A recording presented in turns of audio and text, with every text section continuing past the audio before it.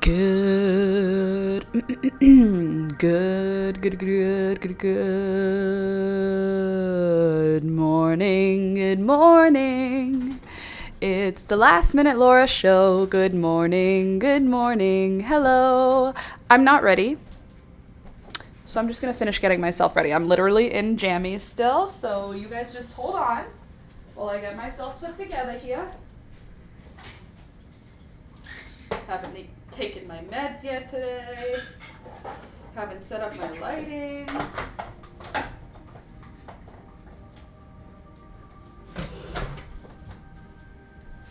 What will we do? What are we gonna do with you?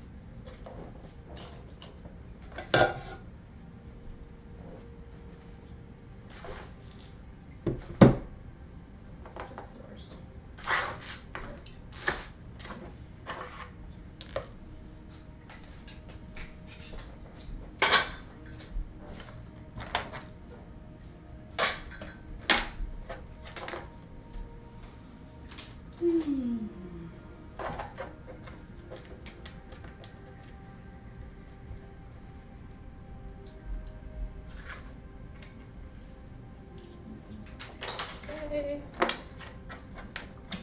Things. A pair of scissors. How many scissors do I have? Maybe I'll just wear my pajamas today. Do I have to get dressed? No, I don't have to get dressed. You guys understand. These are house pajamas. I call them pajamas. These are not what I slept in. I sleep in a t-shirt, but when I wake up, I put jammies on because it's usually cold in our house in the morning. So, jammies. Technically, it's just an outfit that I wouldn't wear out in public. So, we'll just live like this. It's fine. You understand. Good morning, everyone. Welcome back. If you're new here, hi, I'm Laura. This is the Last Minute Laura morning show. We get together Mondays, Wednesdays, and Fridays. Oh, excuse me. From 9 a.m. until 12 p.m. We make stuff, we craft, we chat, we paint sometimes. I haven't put all my stuff away yet. That's all right. But I do have some really cool stuff that happened this weekend that I'm excited to show you. One of which is the title of today's live stream. I am raising Monarch Butterflies. Yesterday, I collected 11 Monarch Butterfly eggs. I took the entire milkweed leaf and brought it inside and put it under this cloche. I've done that for many years in a row. Last year, though, we had 0 Monarch Butterfly eggs laid on our milkweed, which is very disappointing because monarchs need our help. So I thought we could open up the cloche and see if any of the eggs have hatched yet and see if we have any baby Monarch Butterfly caterpillars. I bet we do because they usually hatch in like 1 or 2 days after being laid. Let me just get my my tripod so that you can see up close what they look like. It's pretty cool. I mean, the eggs are just sort of like yellow, but the babies come out looking exactly like the adult, not adult, they're all babies, but the babies come out like a perfect replica of what they will look like when they're bigger. Good morning, Candace. You have milkweed in your backyard? We have milkweed in our front yard. So our front garden had milkweed growing and I let it. And now I've been cultivating it, letting it get bigger and bigger. All right, let me just set my camera up first. I need to be paying pretty close attention when I do this because right now, if there are any hatched babies in here, they are very, very, very small, like the head of a pin small. So since they are so little, why are you not connected? Oh, because I turned off my Wi-Fi. Hold on. Please hold. There we go. Thank you. And I'll put you right here. Give you the old tilt. Okay, now let's see how this looks. Good, good. This is great. Let's try that. Where are you? Why are you not where you're working? That's not the right one. There we go. Okay. So, let me just put you where I want you for a sec. And I'm going to remove each leaf. Oh, we lost me. Hello? No, not that one. This one. Hi. Okay, let's try again. Hopefully we don't have any glitch happening. I'm going to pull each branch out one at a time. The eggs, luckily, are stuck to the leaves, so they won't fall off or anything, but let me show you them. Where are they? There's one. There's one itty bitty baby monarch butterfly. Oh, two on one leaf, so there's 1 and 2. I think this branch has another one on it though. Yeah, there's the third one. 1, 2, and 3. So that's 3 baby monarchs just on here. Then gently I'll lean that against that. And then I've got my little stick here. Let's see if we have any wrigglers yet, any babies. I move real slow. Okay, there's another egg. There's another egg. There's another egg. And there's another egg. So that's, what was that? 3, 4, 5, 6, 7. 7 that are still eggs. 8. One day, this little dot will turn into a monarch butterfly. Okay. Gentle.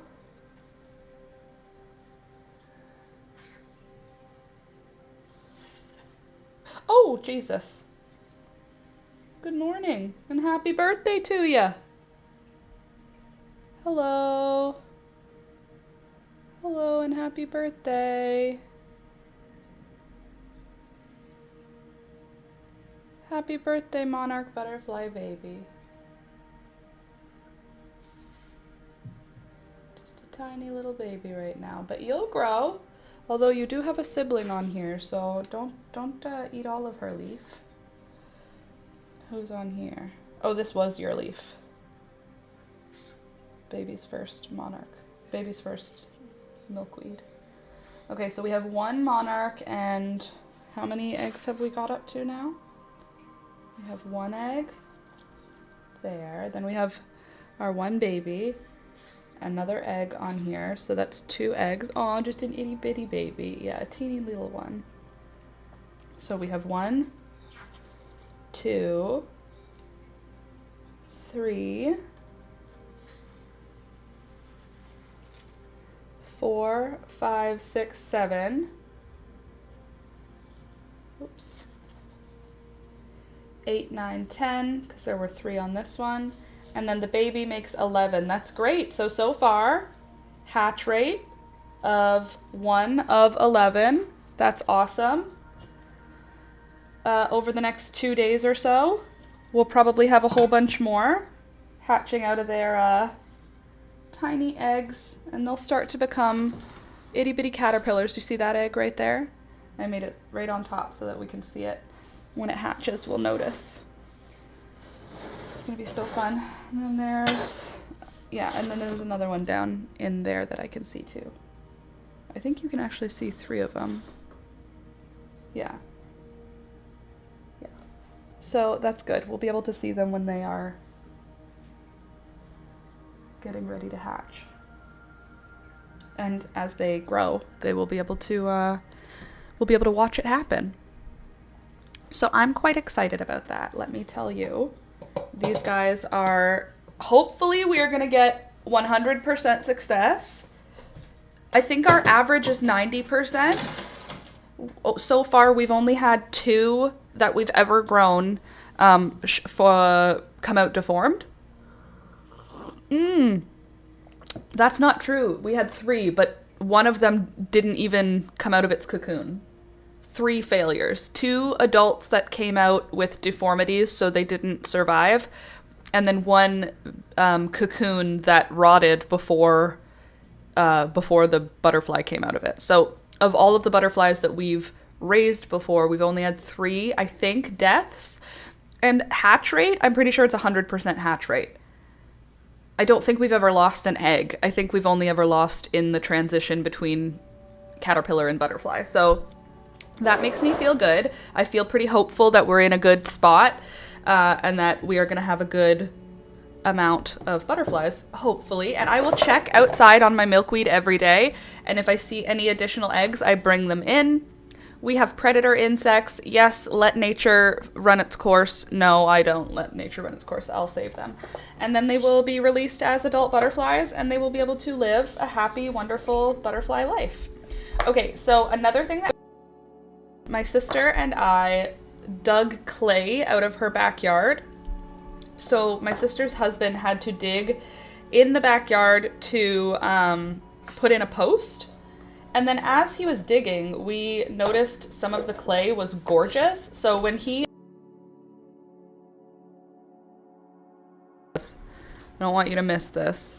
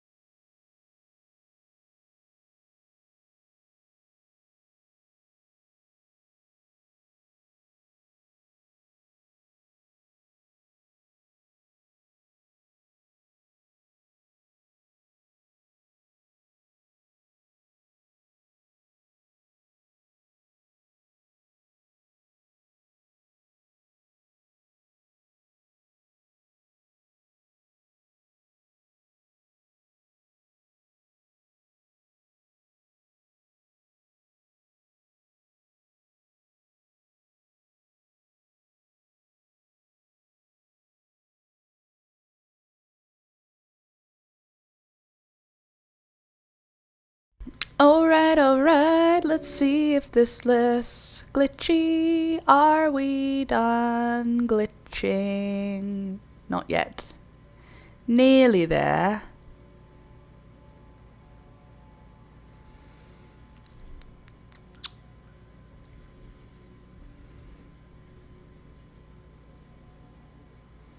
Alright, I think we're done glitching now.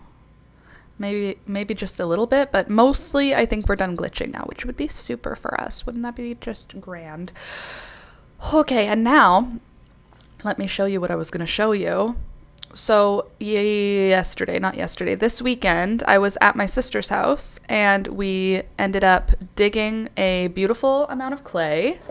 And I just want to show you how beautiful the clay is because before I mixed it with water and dissolved it, I wanted you to see how beautiful some of the clay was because there's like 4 different colors of clay here together. And they're more dry than they were yesterday, so the colors have kind of muted a bit.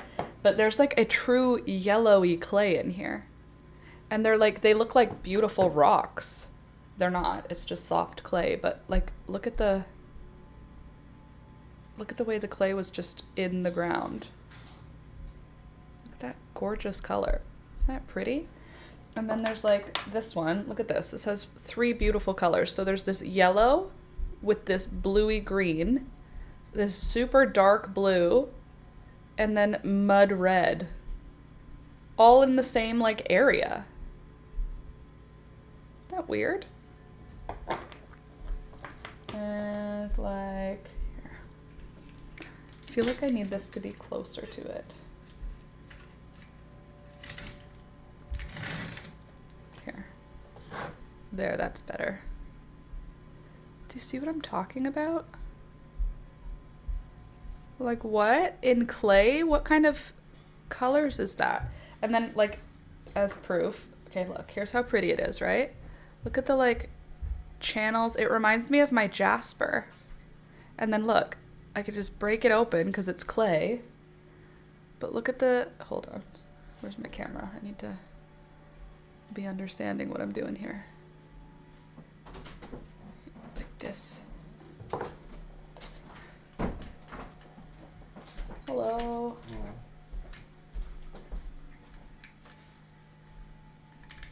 Okay.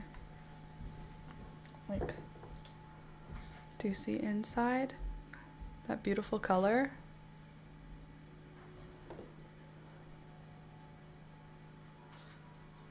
It's so pretty. So I'm really excited to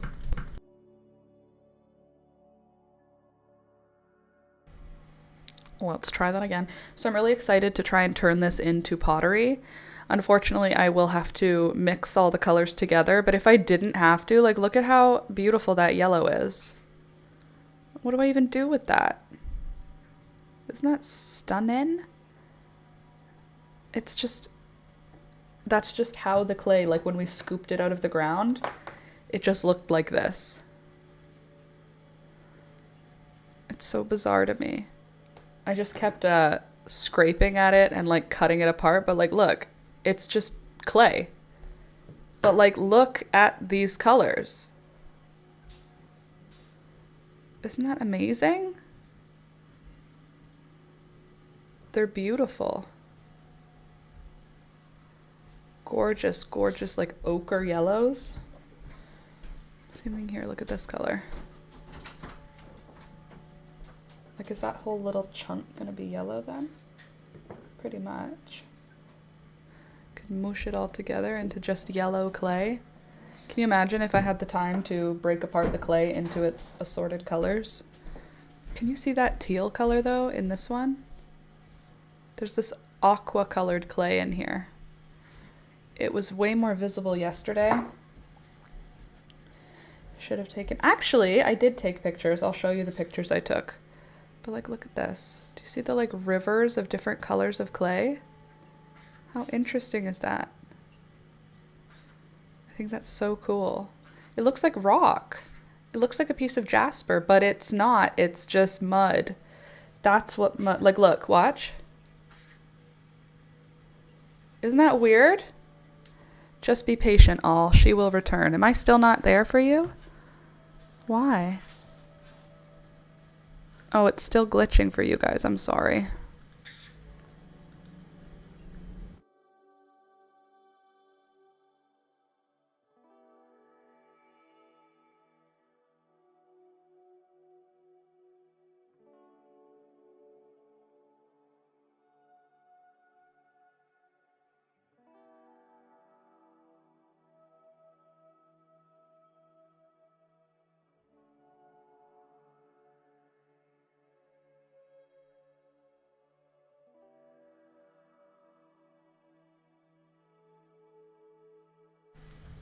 Okay, let's see if that helps. I tried. I refreshed everything.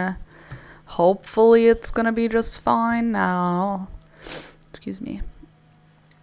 I'm here. Hi, Candace. Hi, Michelle. Good morning, Louisa. Nice to see you all. I'm just talking about my super cool, very important clay that I know you are just as excited as I am to look at. I know it about you. Like, look at this clay. Look at the color. What do you mean? What do you mean that's clay? What I'm saying to you is, look, it's literally mud. This beautiful, beautiful, look at that river. Wow. But it's just mud. So I'm turning this mud into clay pots this summer. That's the plan for her.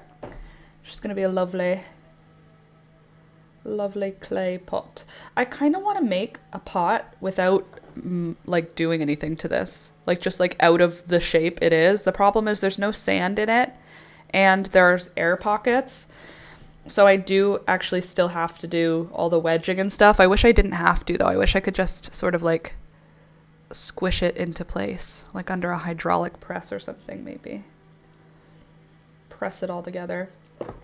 So that's that for that. I also had something else and I don't recall what it was, but this clay is so pretty. And yesterday, there we go. Yesterday, I literally played outside for hours with the clay, just breaking it into pieces so that I could put it into the big 5-gallon pail with water so that it would be able to dissolve. And where did the color streaks come from? I genuinely don't understand, Candace. They're just beautiful. It's just the way clay is. Let's see what the internet tells us. Why does natural clay? How about what colors? What colors does natural clay come in and why? Thank you, the internet. Mineral impurities. Iron oxide makes red, orange, and brown. Kaolin yields pure white. And, okay, what about yellow? Glacial lake deposits. Okay, cool. The Queenston Formation. Rich local deposits. Yes, I want to know about what clay. Are you looking for information for pottery studios? No, I'm not. Finding clay in nature.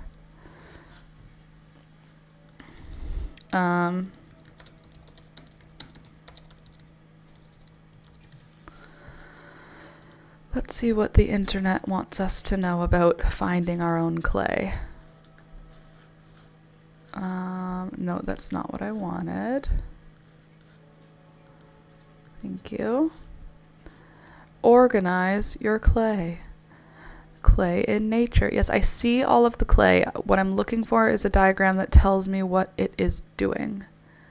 We have... It doesn't tell me. Ooh, a graph. Not helpful. Different graph. Not helpful. Don't worry, I'm looking. We're gonna find the answers. Down to earth. Why more potters are making use of wild clay. That I don't care. I just want to see that diagram you have, your photograph of many clays. You're making me get a council membership. I don't even know you. I don't want to get a count. I just want to see the picture of the clay. You jerks. Okay, maybe I can download just the image. Open image in new tab. Let's see, can we zoom in? How close can I get? If you don't let me get close, I'm going to be like annoyed. Okay, good. Let me see. Okay, hold on. Let me go into Discord and then I'll put the picture in Discord so that you guys can see it too. So that we can work together on finding the cure The cure. The answer. I also took a bunch of photos of the garden. And I know you are just so excited to see them. And I'm going to show them to you. Oh, I'm so happy we have a baby monarch. That makes me very happy, let me tell you. Just hold on, I'm figuring it out. Downloads. Thank you, thank you. Now I need clay. There. That took 11 years, but now we've got it. Let's get into the old Discord.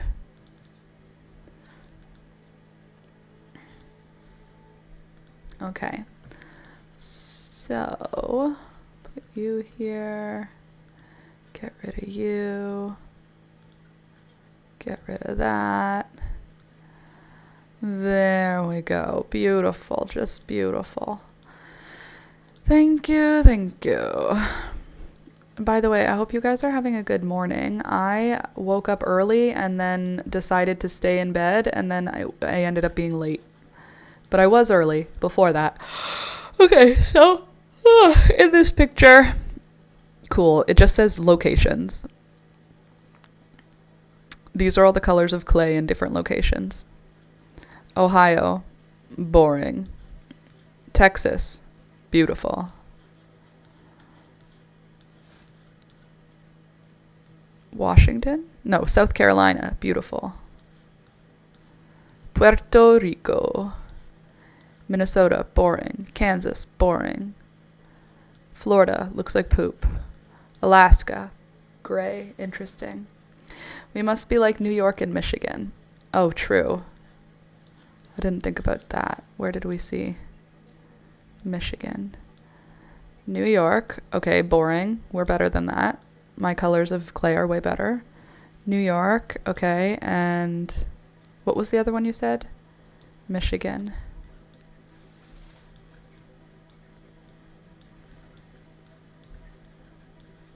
Am I dumb? Am I missing Michigan?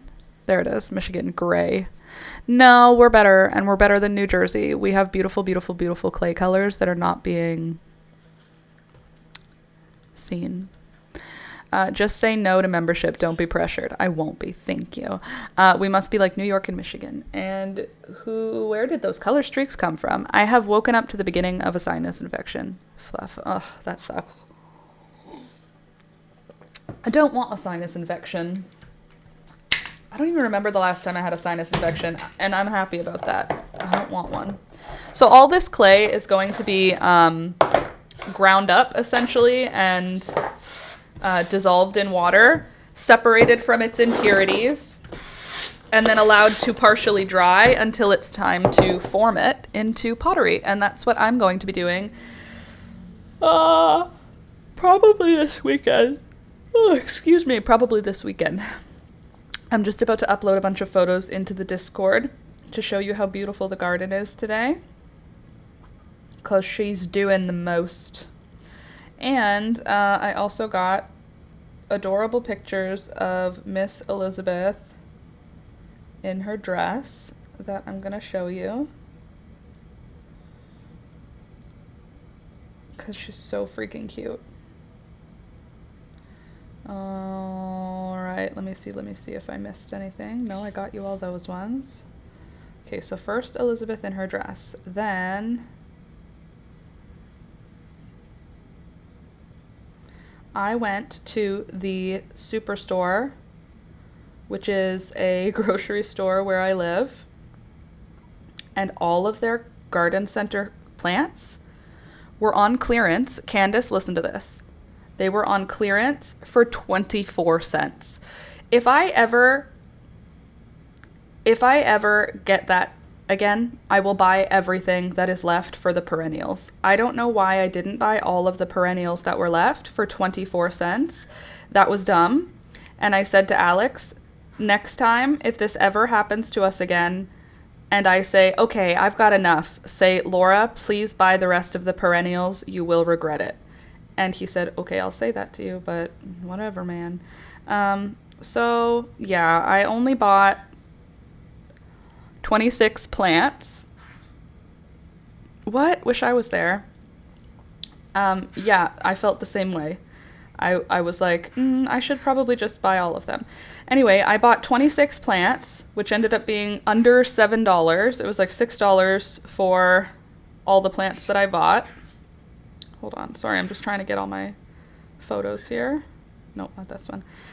So yeah, I bought 26 plants for less than $10. And did I need those plants? No. No, I didn't. Not at all. But I bought a bunch of dahlias, and I bought some yarrow, and I bought some geum, and I bought some, what else was there? Geum, and, oh, I bought a blanket flower, perennial, again, a perennial plant, guys, which the regular price on them was like $15, and I got them for 24 cents. And, yeah, I was feeling quite pleased with myself, if I do say so myself, because now my garden is absolutely filled. Don't worry, I took photos of all of them so that I can show them to you, the photos of the plants that I purchased. I think I did anyway. Yes, I did. All is well. So yeah, it was very much fantastic. I have a freaking slug hiding in my Physalis flower pot, and she's eating my baby leaves. What do? I can't find the little devil. If you can't find the little devil, I mean, it's shady and damp. You could try spraying some neem oil on the soil, or you could, if you have diatomaceous earth, you could put that on the soil, or you could cut off all of the leaves, and that will make the slug leave, and then your plant will put out new flowers or new leaves. You know? Okay, so let me show you the ones that are just phenomenal. First, there's this. First, please look at this. Look at this baby in this dress. Do you see how perfect the dress fits, this baby? Do you see this baby in her fast position, literally covered in mud? Julia and her family just had their whole backyard redone, so it's entirely dirt right now. So she was loving on that very much. Look at how perfect it fits her. Look at the dress I made. It's so cute. Look at it.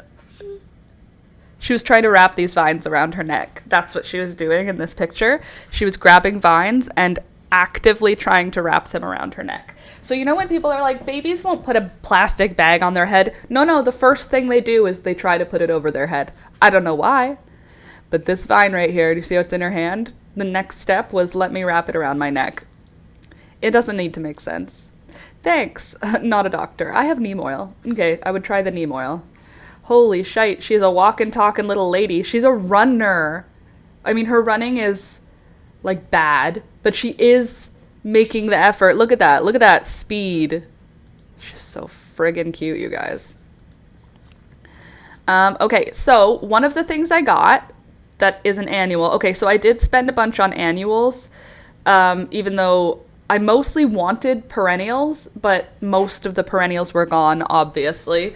Everything that is good in the world is taken early. So I should have bought more yarrow. I didn't. I should have bought, whatever. It doesn't matter. I didn't get everything I wanted, but next year, if it ever happens again, I will definitely buy all of the perennials and just give them away, because 24 cents for a $15 plant is annoying. Okay, so I got some Gerbera daisies. These ones were like white with a pink edge to the flower, and I read the tag and it said they'll bloom till October. So I've never grown Gerbera daisies before, but if it's gonna bloom till October and it's 24 cents, I just don't see a reason why not, you know? And then I got 2 straw flower plants for me and 2 straw flower plants for Julia. Yellow and white were the 2 colors they had. So I got 1 yellow one. This is different, obviously, than the straw flowers that I'm growing. Look at how many flowers are on this. I don't know why. It's a different kind. And you can save seeds from them. Yep, that's exactly it. I will. And I will. So I got yellow straw flowers, and they're so pretty. They're so bright yellow. Then I got these. I don't know what they are. They're some kind of daisy, but they're not a Gerbera and they're not a Shasta. So they're some third kind of daisy, and they are orange and yellow. I got these for Julia because even though they were beautiful, they're orange and yellow. I also got this cute little tiny dahlia. Look at how cute and little the tiny dahlia flowers are. So I got this dahlia. I got 3 of these, Sea Thrift. I wish I had taken pictures of what they cost, but this big container was probably $15 for Sea Thrift. So I now have 3 large Sea Thrift plants for 75 cents. Not too shabby. They don't look phenomenal, but that's because their season is over. They're a spring plant. Silly gooses, not thinking. Look at how pretty those straw flowers are, though. I have now since deadheaded all of these dead ones. Here's another one of those Gerberas. This is a different color, a little bit paler. Makes them perennial, just replant. Exactly. Annual or not. Sea Thrift,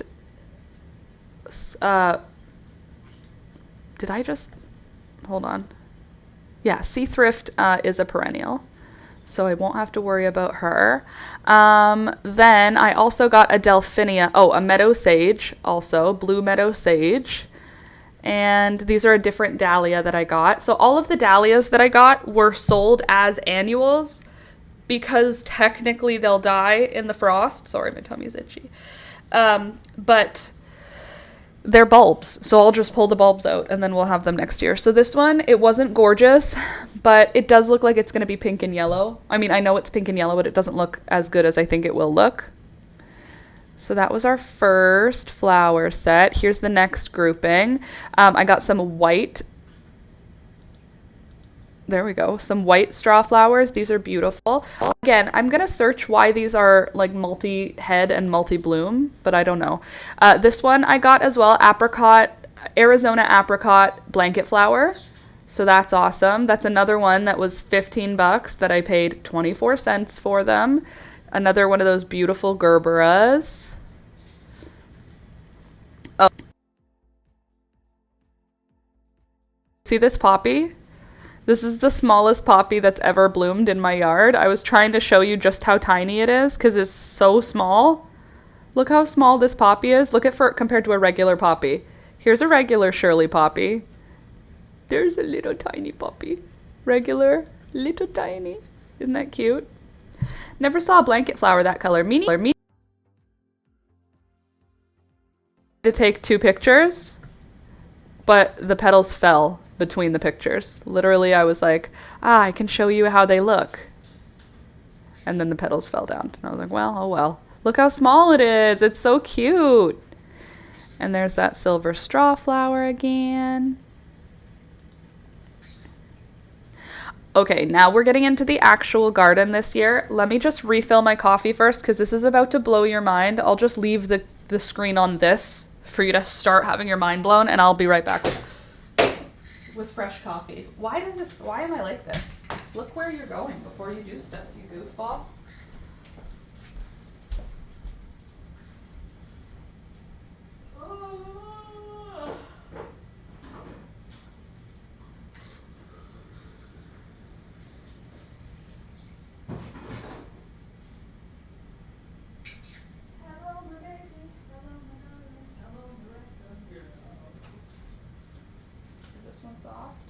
It'll be okay.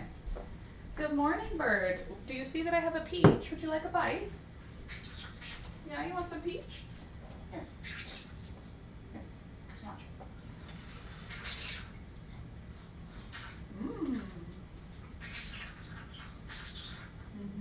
Ow, don't bite me. Sorry, Gary. You made me drop my fruit, though. One sec. One second.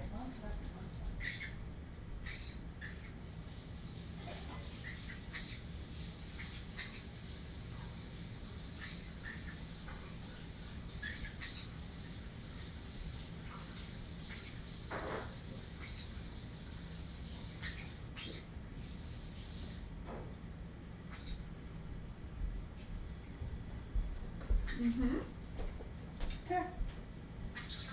Off for you. Gary, where'd you slide to? Come here.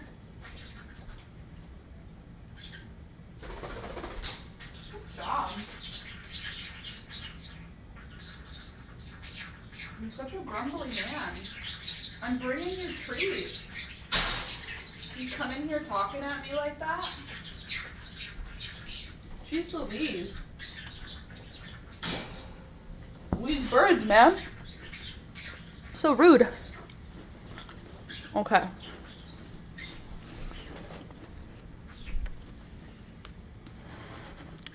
Okay. Oh no. Hubby is out, Louisa says. Business trip. I'm alone since yesterday, Sunday, with the girls until Friday. Elisa has a cold and isn't sleeping at night. Okay, so great. And Ada is in school for summer holidays. I think what you meant to say is Ada isn't in school. Summer holidays. So, death is the only option. No, I'm joking, but sleep when the baby sleeps. Try to take care of yourself, mama. Sorry, I'm only on the internet now, so I'm sorry, Louisa. You're brave and strong, and you'll all survive. You might not be happy, but everyone will live. Little see. A little. She keeps going out of sync to me. Let's see. Is it okay? Her sound cutting out for anyone else? Is my sound cutting out? Why? A little. She keeps going off sync to me. Okay. How can I help you? I got it. You got it, mama. You got this, mama. You know those videos? Or like on the internet, if you're like, I need help, people are like, hang in there, mama. It's like, no, I feel like I don't want to be alive anymore. You got this, mama bear. You're such a good mama bear.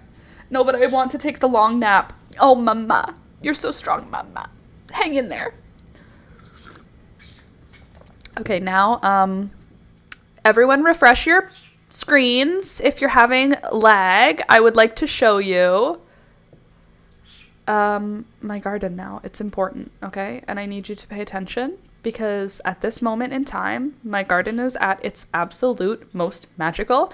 And if you don't get to see it, you'll be so sad that you missed out. For example, look at this Aurora zinnia.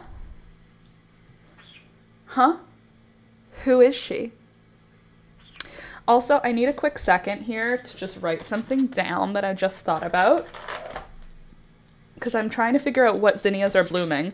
And I know I had 3 Aurora, 3 Queenie Reds, and 3 Ballerinas. Those are the 3 that I know for sure.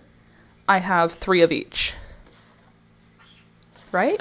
Or do I have 2 of each of those? I think hold on.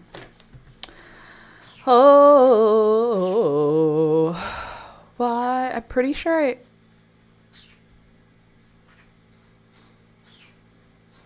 yeah, no, I did, right? Yeah, I think I did 3 of each, not 2 of each. That is what my husband says, and my face is like, literally. You got this, mama. You're so strong. You got it. You're like, cool, I want to kill you. Okay, but look at this Aurora zinnia. She's beautiful, and she's just going to keep getting more and more beautiful. Can you tell I really liked the color of this zinnia this morning when I was taking my photos? I really wanted you to understand that this is purple, not white.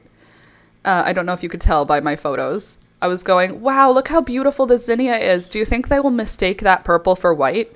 Maybe I can get it more close. Maybe that they won't mistake that for white, right? How about that? No, you can definitely see the purple in this one. That was me this morning as I was taking these photos for you. I just want you to know. I was going, they're not white in the middle. Do you think it'll be obvious? This is a polar bear zinnia, which is phenomenal. I think I'm going to count my zinnias today.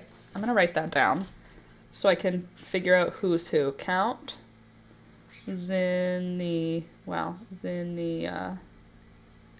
count zinnias. Got it. This one's going to be white. Right now it's green and super weird how green it is, but it will be white. If anything, perhaps pink. It's not white is the point. You see this and it's not white. If it's pink, I'll be happy. Pink and yellow are my two favorite colors together. Green's my favorite color, but flowers, pink and yellow. So I just wanted you to see this. So this is what it looks like when it first starts to open. And then look at this. This is a different one, but it's the same type. This is what it looks like as the petals open more. Isn't that cool? She still looks so green. I was very excited by the zinnias. This week is zinnia week. And if you didn't know, we had a heat wave last week and a rainstorm. So we had, probably last week, we had over 6 inches of rain total. And in addition to that, we also had, this is not working for me. I don't feel cute in this shirt. Anyway, after a huge rainstorm and a huge heat wave, all of my zinnias have started pushing up flower heads. So I'm really excited to see them and meet them. This one's quite pretty, even though it's little. But look how pretty the little petals are. They're all perfect. I just thought that was so cute. This one has started to come around on me. This is the Sanguinea zinnia, and I have 3 on this plant. So do you see this? This was taken last night. You see how there's only 1 flower on this plant last night? This is last evening. Also, look at this. In case you just... Look at that perfectly centered tail between his ears. Perfect dog right there. That right there, 10 out of 10 Chihuahua. We had a huge storm last night. I think we had more rain last night too, but it didn't say that we had rain. It's just everything was damp this morning.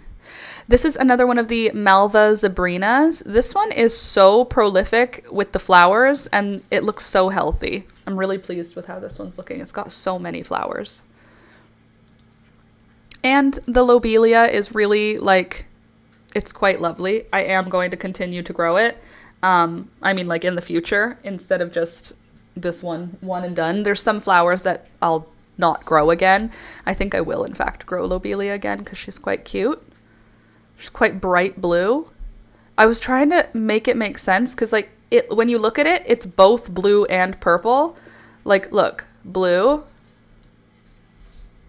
purple, and it doesn't work for any bouquet. It's like alyssum. It's just a ground cover plant, but it's lovely. And it adds a different thing into the bottom of my garden because it's right low with the sweet alyssum, but I think it's lovely. Oh, this is exciting. Look at what opened. Look at where we are. We've finally gotten to the point. I waited. Actually, you know what? I should write that down in my calendar that this week is when the zinnias are really starting to open. June... July. Okay, today is July 6th. This week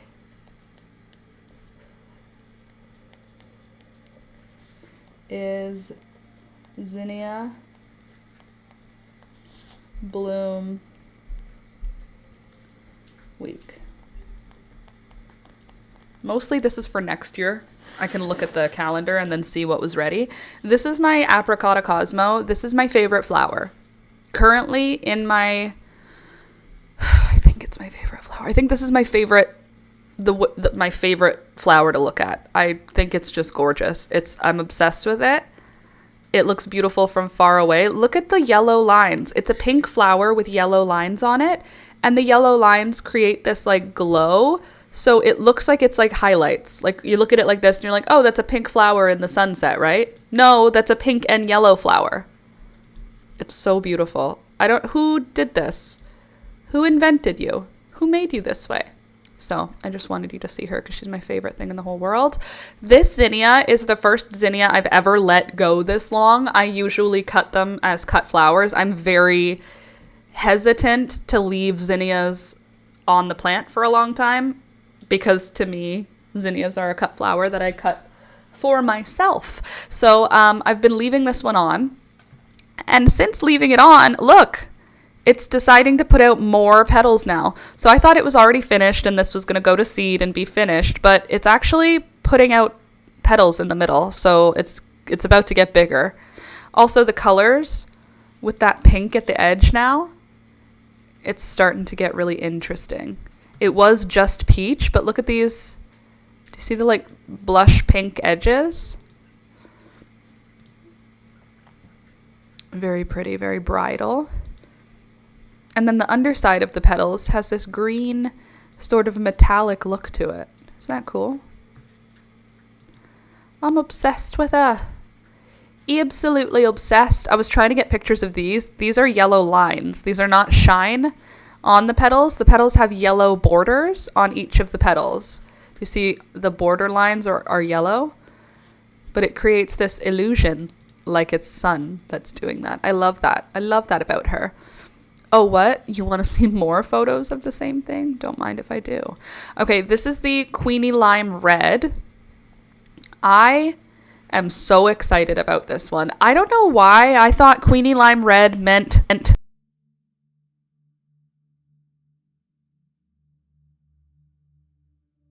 Queenie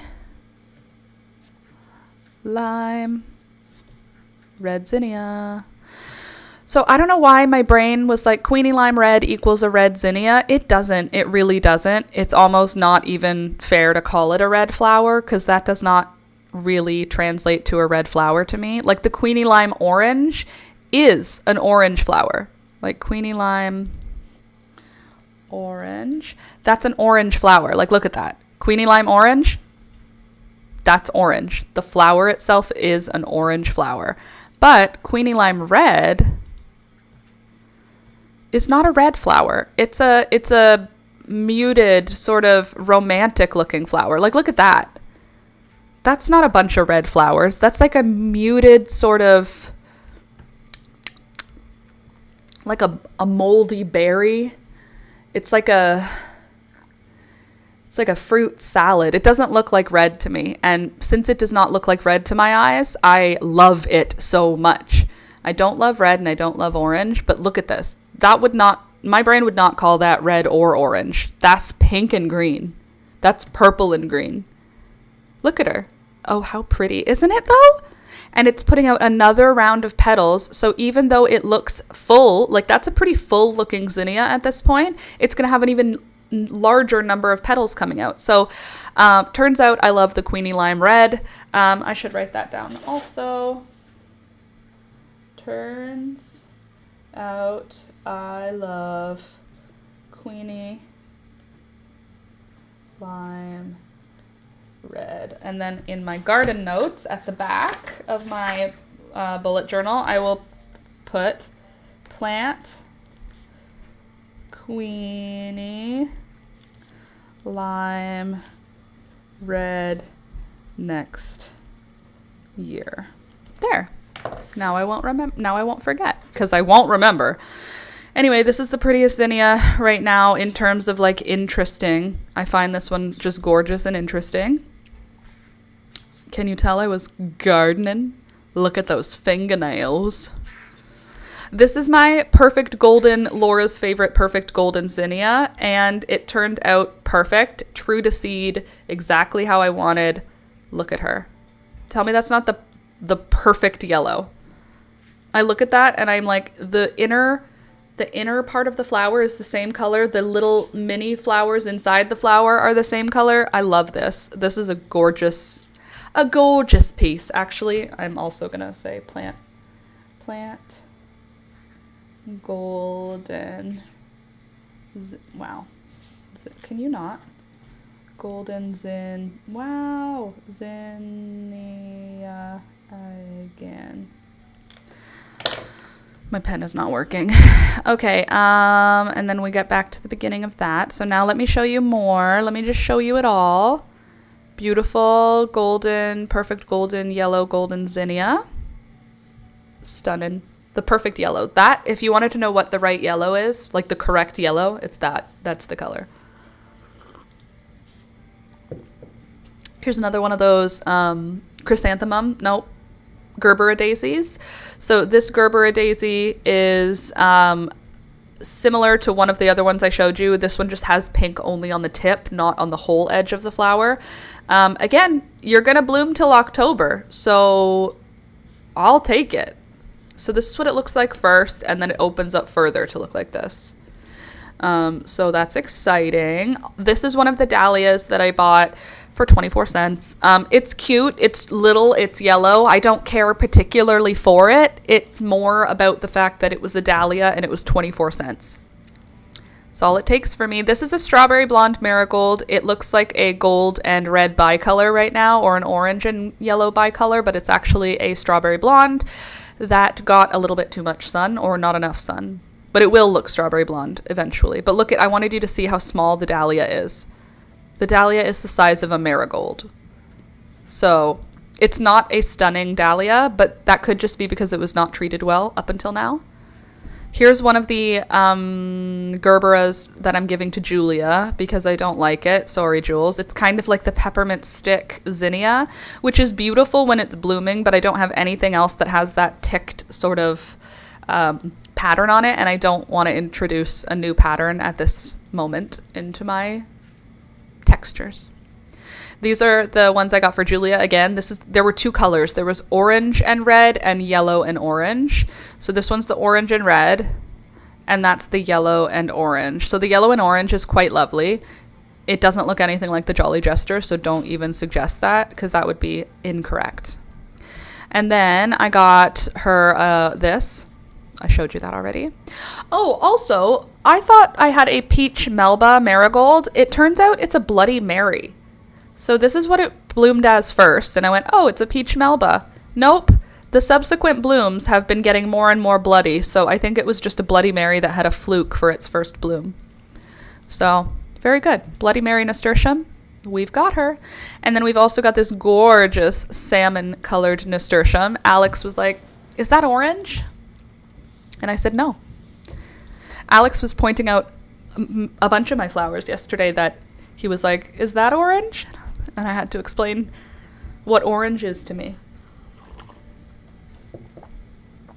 Because orange it's not the same. This is going to be either a ballerina, a creamy blush ruffles. That's it. Those are the only two that this one could be. And I think it's going to be a creamy blush ruffles. I think the ballerina has a light center. This is the other straw flower. This is the white one, and it is so beautiful. I just wanted to crunch it. It looks like a pickled onion. You know the pearl onions? That's what it felt like. And look at it, fit right in. You can't even tell that I just shoved it into my garden. Oh, look how many nasturtiums are on this one plant. I just wanted you to see how pretty they are. Aren't they gorgeous? Wow. Also, I have to pee.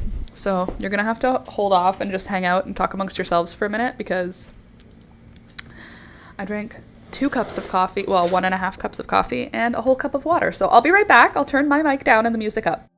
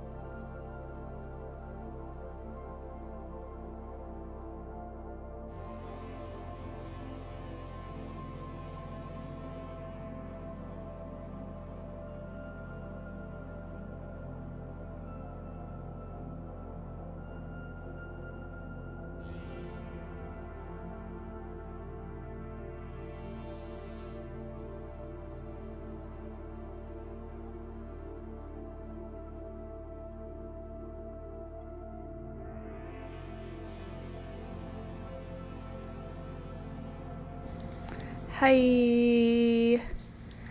I got no music. Very faint. It's very low and calm. Well, there's that. It's usually quite jazzy. Jazzy, I say. I just broke a mug is what just happened. I went to go top off my coffee again. And Alex's mug, he always, when he's done drinking his coffee, he puts it on top of the coffee machine, which usually isn't a problem, but I'm quite clumsy. So this weekend, I knocked his coffee cup, his main one, I would say his favorite, but it's more like it's the one he uses. And I broke his water cup and his mug because his mug fell off the coffee machine and hit his water cup. So Alex had to now get a new mug and new water cup, both on the same day. I just broke his backup mug just now. So Alex now has to go for his tertiary mug. And that's not ideal for an autistic man to suddenly have to change 2 of his morning routines. Is not my ideal scenario. And also, I'm a clumsy lady. What can I say? I'm just a clumsy lady. Poor guy, though. That's going to be rough. I'll tell you what. Now let's look more at my garden, don't you think? So these nasturtiums, so amazing. Oh dear, yep. That's what I get for trying to refill. Now that's a talent. I know, 3 cups in 2 days. That's new for me. It's not that new though, let's just be honest with ourselves.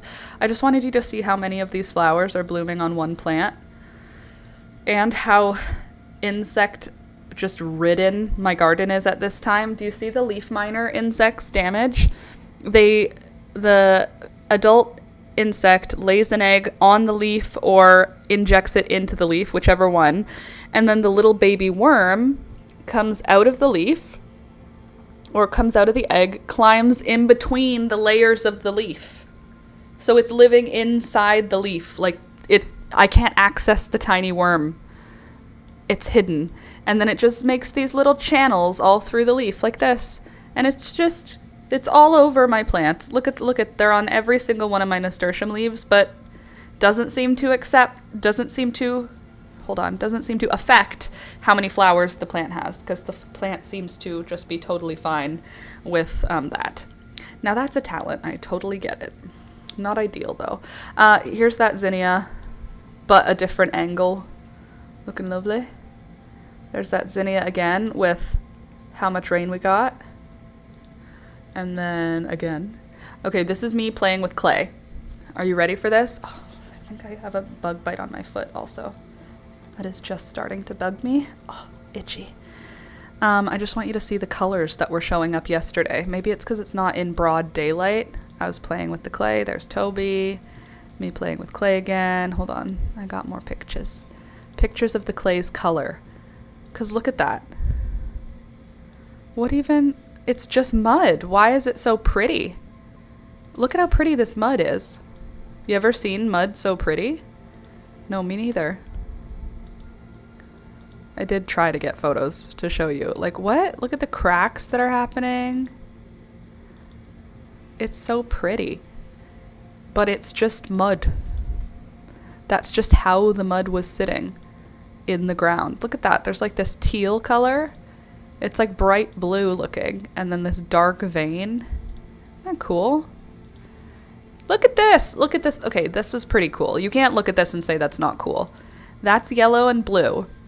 That's orange and gray and black and brown. All on one. I just thought it was so neat. I cut them with fishing line. That was cool. And here's another one, a bit closer up of that. So you could just see how it's all like growing together. What? It's very cool. It's very interesting. And it's all going to get mushed together and be one color. But at this moment, look at how different the colors are. Oh, this is this morning now. Okay, I wanted you to see how beautiful the zinnias are now because they are fully the most gorgeous thing in the world. And my garden is now at a point where there's multiple flowers happening all at once. So there's like an aurora zinnia, a polar bear zinnia, a mystery zinnia, a poppy, some straw flowers, some celosia up at the top. It's look at that. Come on, look at that.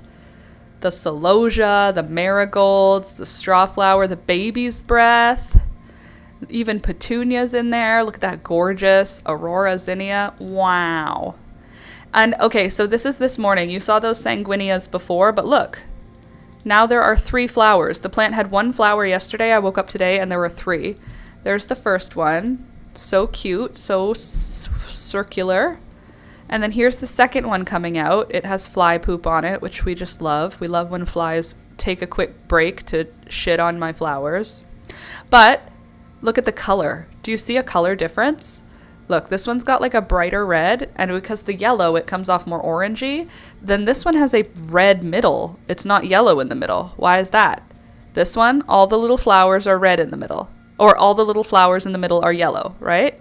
This is the same plant, but all the little flowers in the middle are red now. So this one should open up to look like a scabiosa, which is what we want. So that's exciting to me. There's the malva again. Here's the gorgeous apricotta, how she looks this morning. So the apricotta has a weird byproduct that it has sometimes these frizzly petals in the middle, but it's not a guarantee. Not every single one of the apricotta is going to have those frizzy little middle bits. Sometimes they're just a single set of petals. Oh God, she's just so beautiful. I literally love this flower so much. Do you see how all of those petals have fused into one at the back? That whole section, this whole section here is 1 petal. It's not supposed to be. You can see it's supposed to be 2 petals.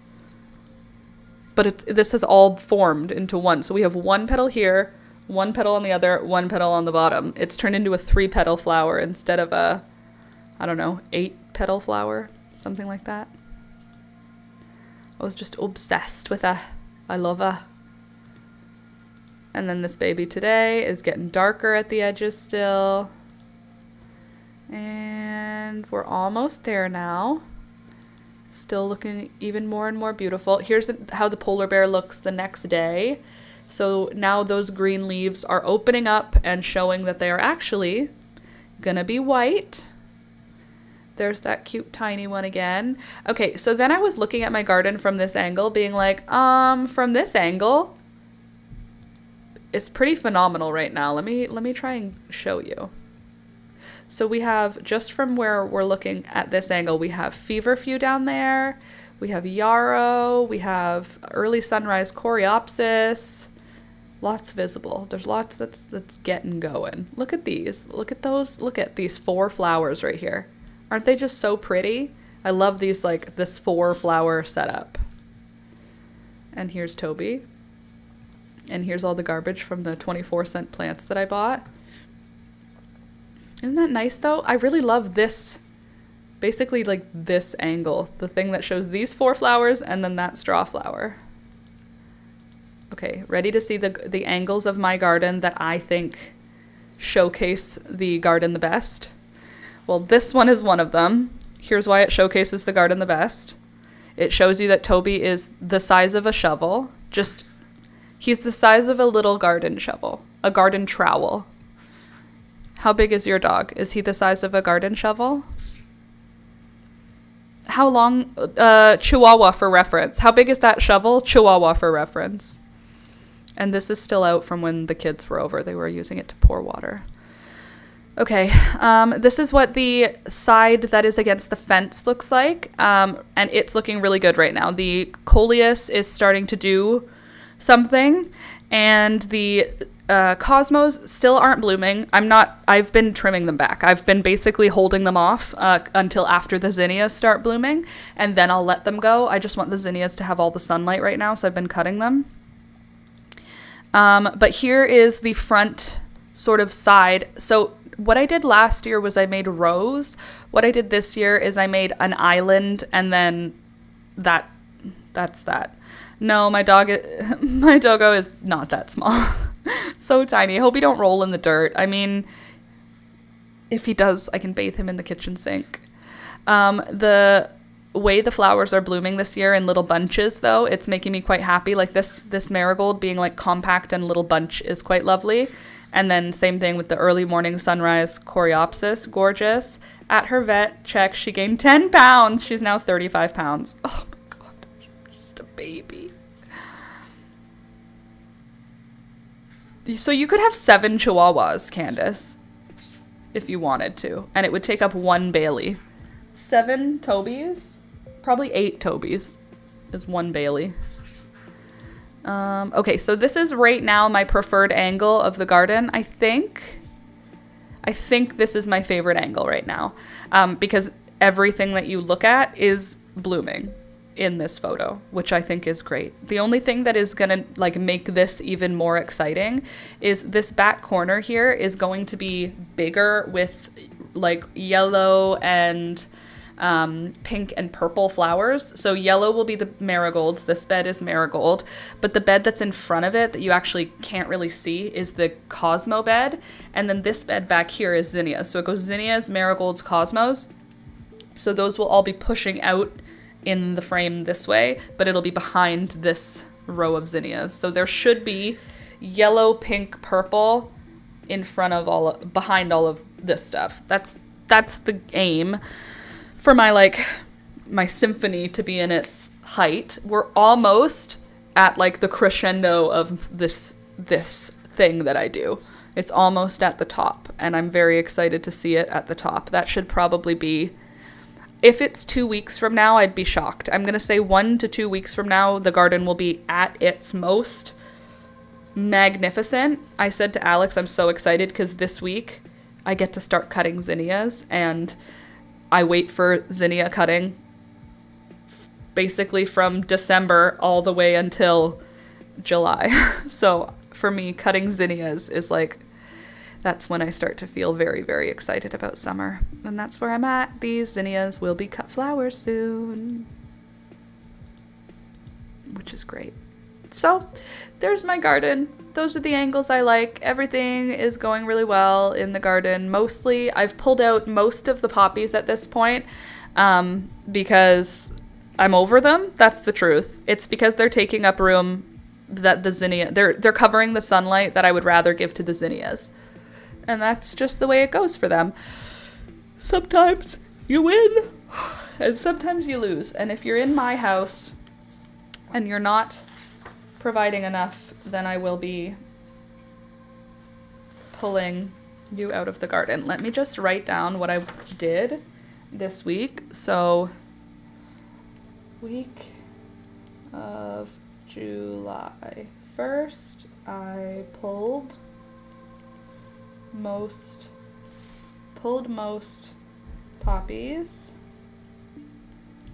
and big sale at Superstore, 24-cent plants.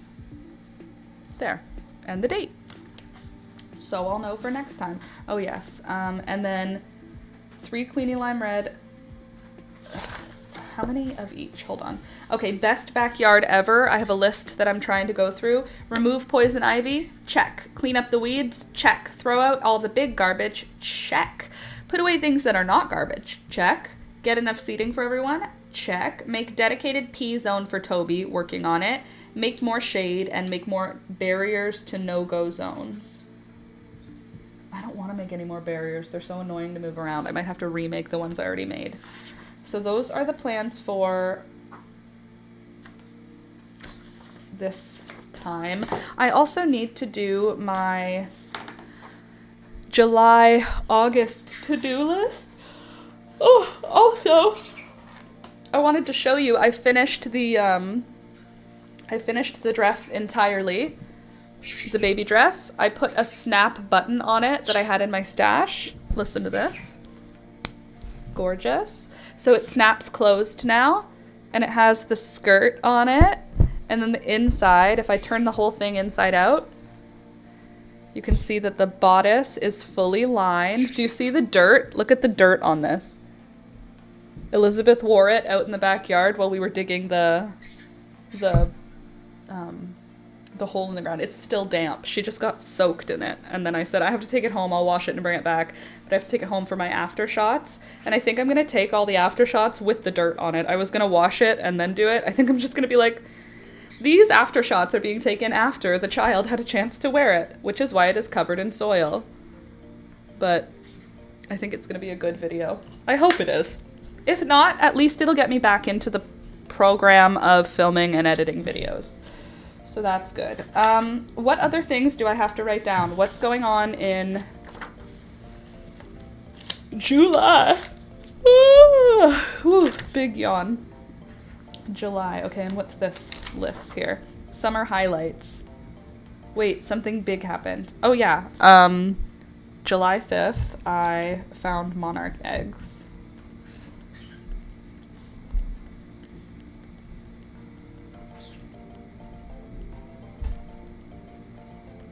Okay, and then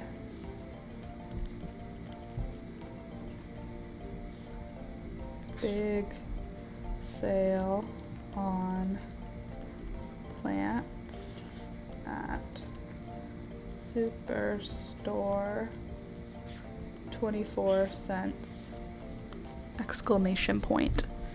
Okay, and I didn't do a job I was supposed to do. That's great, good to know. To buy plant food, cat food, bird food, hair dyed, nail file, those things are all done.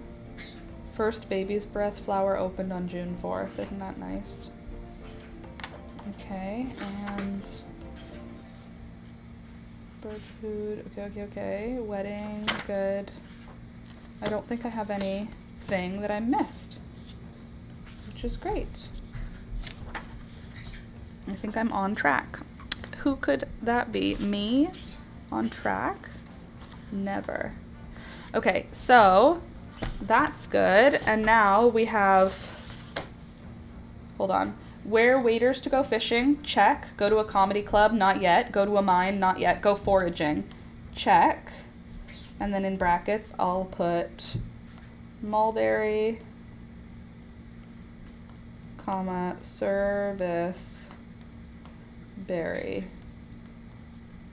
And that wasn't this weekend, that was last weekend, which was still June. It was June what? June what? 5, 26, 27? June 27? Okay, go fishing and eat the fish, not yet. Go camping, not yet. Make a clay pot from scratch. And then clay gathered July 4th at Julia's. Okay. Make Alex all the bouquets, yes. Watercolor every day, not quite. Forage mushrooms to eat, not yet. Raise monarchs. Collected eggs. July 5th. Cut rocks with the tile saw. Are there any other things I'm missing about what I wanted to get, like, to experience or do this summer? What else did I want to do?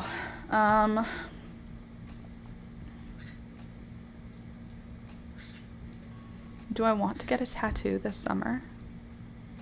Maybe I do. I don't know if it's on my bucket list, though. It's kind of like, if it happens, that'd be fun. I don't know. Should I write it down? I have 2 rooms, 2 spaces still. What other things do I want to do?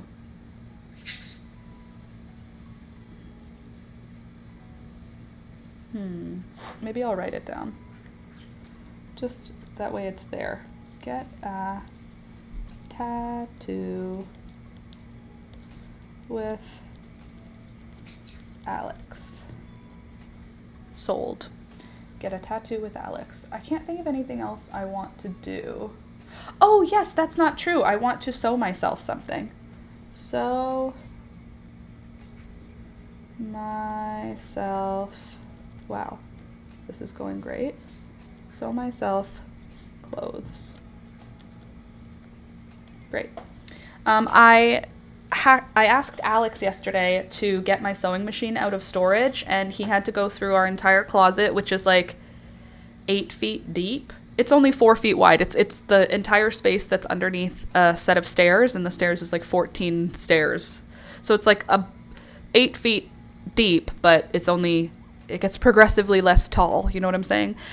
Anywho, in our little Harry Potter closet is all of our stored boxes. Alex had to empty the whole thing because for some reason my sewing machine was at the back of the closet, and he got my sewing machine out for me. So now I can actually set up my sewing machine and do some real sewing that I can get done in a day instead of in like 18 hours. It took close to 20 hours to sew that baby dress, which is probably too long, but you know, whatever. Why would it be in the back in the first place? That's a no-no. Honestly, I know. I think it's because I said I'm not using this for a while. I'm not going to be using this. And I think that it wasn't at the back. It's like I needed to get something out of the closet, so I took everything out and then put it back. And then I needed to get something else out of the closet, so I took everything out and put it back. And it progressively got closer and closer to the back of the closet. Like my wedding dress, it's just way at the back of the closet.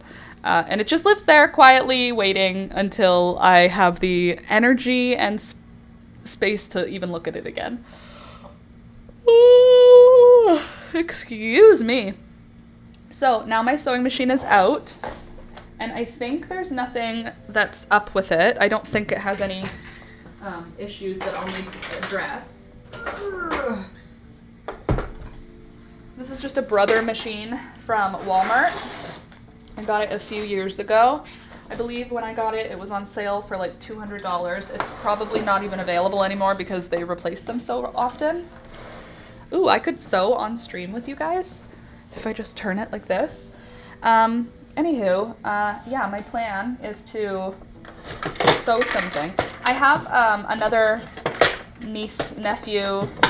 I have other nibblings. Okay, kitty. And now that I've made something for Elizabeth, I want to make something for the other one, the other nibblings that I have. So what I was looking at, maybe you could help me design it, because I have a plan. I just really didn't want to hand sew it because of how many straight seams are involved in my plan, and sewing a bunch of straight seams, hand sewing, is going to kill me if I do it again. My hands are literally, like, they're messed up from hand sewing that dress. It's okay. I'll do it again. I just don't want to do it right away. So in the interim, I would like to use something else. There we go. We've got a little table here that attaches to my sewing machine, which is so fun. Do you replace you? I think you go here. There you go. Look at that. Would you look at this? Would you look at this? That's lovely. I do wish that this had a better spot for being stored whilst I'm using that, but I'm not the boss. I just work here. So let's do white thread and red thread. Or that's not white, that's black thread. Let's do black and red to test her out. Just so that we can do our checks. We'll sew a little something as a practice, don't you think? That could be fun. Honestly, I could probably make something right now. It's only 10:30. I could probably make at least part of what my design is. Let me get my tripod set up so that you can see how I'm laying out my design. And you can tell me if you think it's dumb. I have not yet figured out how to do the sewing portion, or I haven't figured out what I need to cut. My plan is bell bottoms and a shirt for like a 3-4-year-old. That's the plan. And I'm hoping I have enough fabric left over to do that. I think I do. I laid a bunch of it out into a shape that I think is gonna work. And here, I'll show you what I mean. So these pieces will be the bell bottom leg, like that. See? So dumb, so cute on a 3-year-old. And I have 2 of those. And then I have these 2 upper pieces. So the upper pieces have a drawstring already on them. So my thought was I will take the piece with the drawstring, lay it out flat, then I will take the piece with the bell bottom and put it on top or underneath, it doesn't really matter, but put them together so that we get the length that we need for the pant. And then this piece of fabric, once sewn together, will be large enough to cut the pant leg out of. Because the bell bottom shape is not technically big enough to be a leg. So if I were to fold on top another piece of fabric, then I can cut that leg shape out of the two piece to make the bell bottoms. And I think it'll work. Let me get some fabric to practice with. I do want it to be the same fabric so that it is something we're practicing with an accurate one, with the correct type, that is. Put our little lid back on. Anyway, I've been feeling inspired to sew since we started making the baby dress, and I decided to follow the dopamine instead of resist it. What I've been doing is saying I have to make crochet because that's what my channel's about. I have to do crochet because that's what my channel's about. But every time I say that, all of you guys say, that's not why I started following you. So that makes me think I need to just follow the dopamine for a little while. And if that means we're sewing for a little while, it's the Last Minute Laura sewing show then, you know what I'm saying? So, okay, that's been done. Now I have to plug her in. Where are you, little plug? Here you are. Jesus. Jesus, Mary and Joseph. Uh-oh, wrong foot. This is the wrong foot. Please say I have the right foot here. Oh, Laura, please. Please tell me the right foot's over here. I feel like I saw it, that's why I'm saying that. Where would I see the correct foot?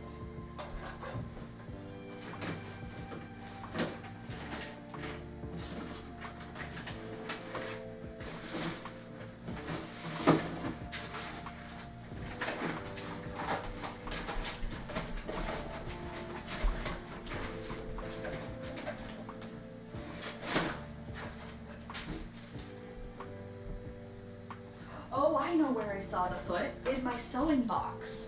That's right. I saw it here. I saw it somewhere strange. Oh, also something else super fun happened. I got poison ivy. I got poison ivy on my shoulder and on my arm. Accidentally. Not that one. This one? Not this one. Where did you go?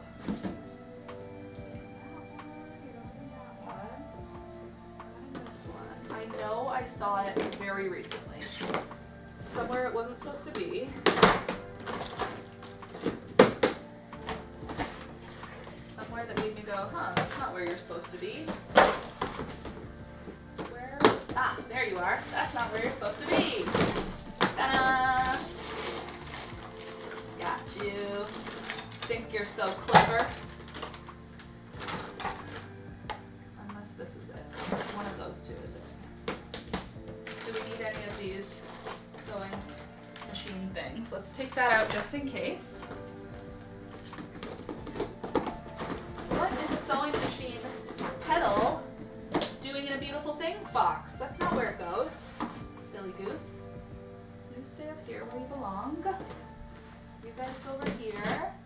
You go back in there. And Bob's your uncle. I actually do have an Uncle Bob. He doesn't go by Bob, but he could. Okay, good. So this one is no good. This one is maybe good. Okay, this piece goes in here. Good. Gucci. And this has to plug in.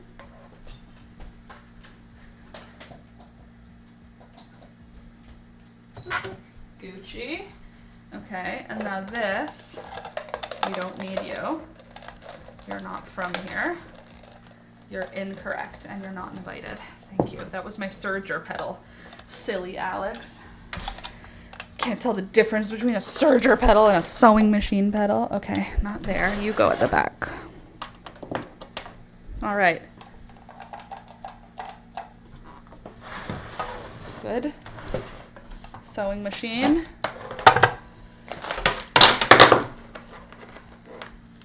This thing, great. That thing, awesome. This thing, perfect. There. We can even do one of these. And then give you guys one of these. There you go. Now you can see what's going on in the old sewing machine. And then this has to go on the floor. This honestly could go back this way. Sorry, everyone. All right. Let's get right into it, shall we? By the way, good morning, Twitch. Good morning, Facebook. Good morning, YouTube. Nice to see you all here this morning. Welcome. Come on in, hang out. The water's fine. Don't forget to click the thumbs up button on the video as you come in, because I'm here. And I think that's worth at least just a quick thumbs up. If I can real quick just get my foot pedal on the side that my foot is on, that'd be great. Come back here. Thank you. Now come back over this way. Perfect. Gorgeous. Okay, now what are we at? Tension wise, we're at 5. Stitch length. Okay, everything looks like it's set to normal. I kind of want to do like a piece of cloth that's a little bit firmer first. I think I have a cut one. Is this cut? Yeah, this is the one I cut by accident. So this will be a good practice piece. It's just some white linen, and I can still use it for something. I just want to use this to test how my machine is like running right now. I haven't used it in like a while. Okay, sound-wise, she sounds okay. I'm gonna pick up speed.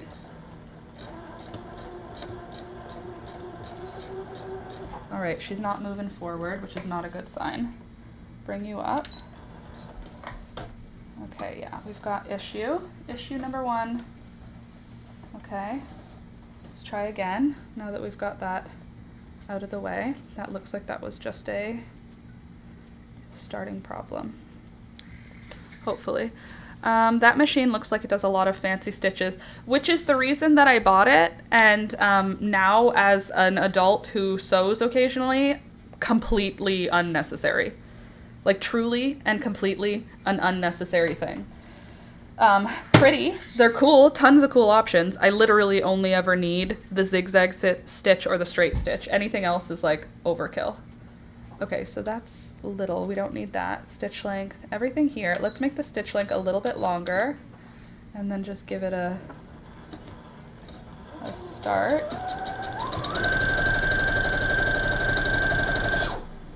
Okay, tension is good. Let's shorten our stitch length a bit.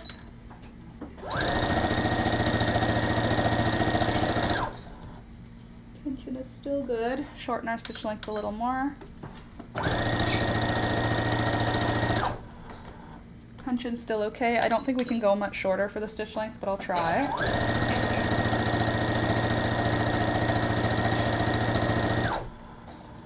Okay. Let's have a look at our stitches. Why would it be in the back? Okay, so tiny, tiny stitches. They look okay. Big stitches look okay. Okay, so this is perfect tension for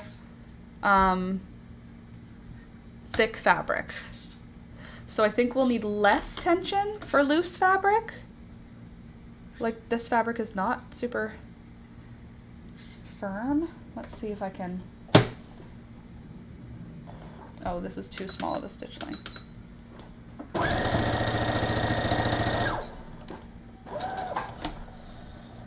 Okay.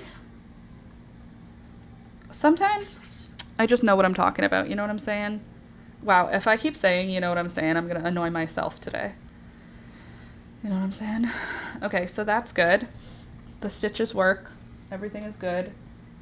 I think that's pretty much all I needed to check. Oh, why don't we check if trim can be sewn on to this, because then I could do some trim for my my next project. So assuming that it is only one thick, and then we would go for a zigzag for this. And that's a number 4 stitch length, probably a bit bigger, a little farther apart anyway. And let's see how she does.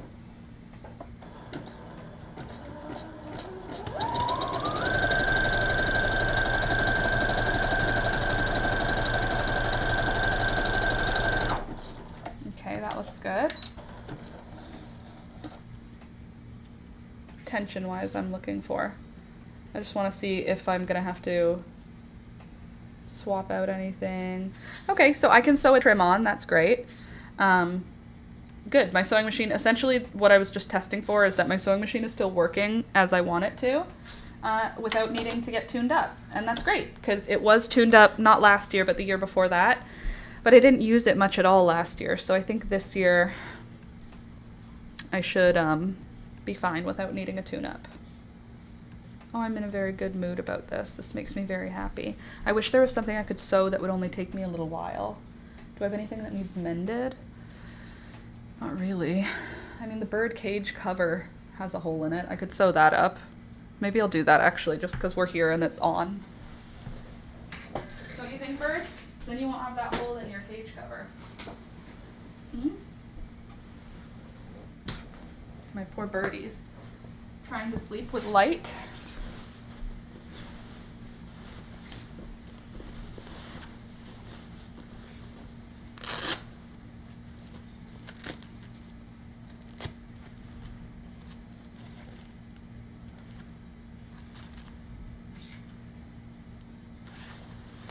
Check all the Velcro, make sure it's all still stitched on well.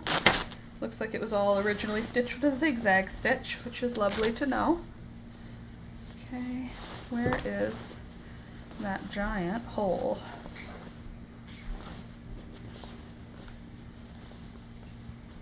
There it is. Okay, I've been using a clip to hold it closed. Okay, so I have this giant hole on the inside of the bird's nighttime cage cover. So I'm just gonna line it up and stitch it closed. Bada boom, bada bing. And then we will go back to a center, a little guy, 25, that should be good. Maybe a little smaller, 2.0.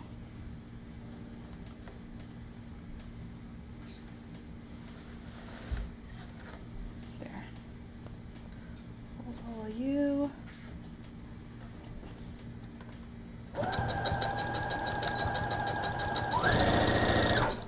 I should have just switched it to black, but that's fine. I don't care. I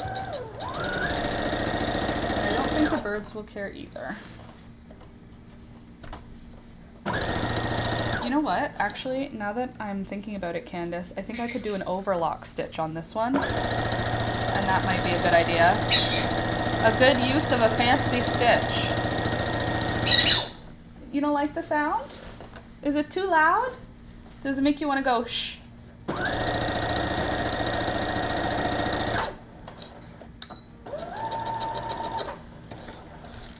Okay.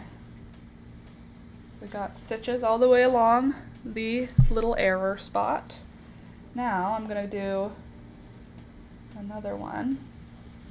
But this next one I'm going to try one of the fancy stitches. Candace, you've inspired me to test what my sewing machine can do. Okay, so I'll line up with the edge of the foot because I don't know where else I would line it up with for an overlock stitch. And then I'll do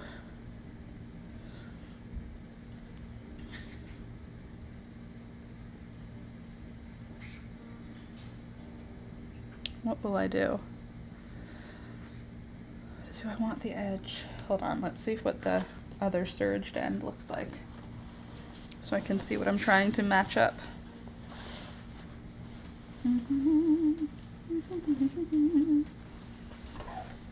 Okay. For that we have, okay, it's on the inside line. Okay, cool, cool, cool. I got this, I got this, I got this. I've sorted out our problem, and I think I've solved our problem. So I want to do this 26, which is an overlock stitch, hopefully.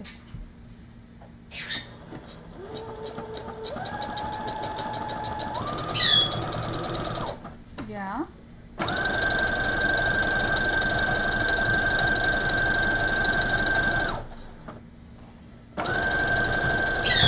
Yeah. Too loud for you?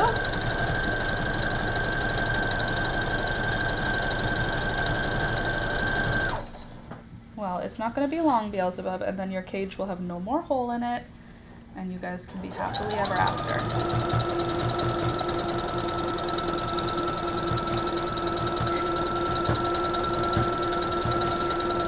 Almost done.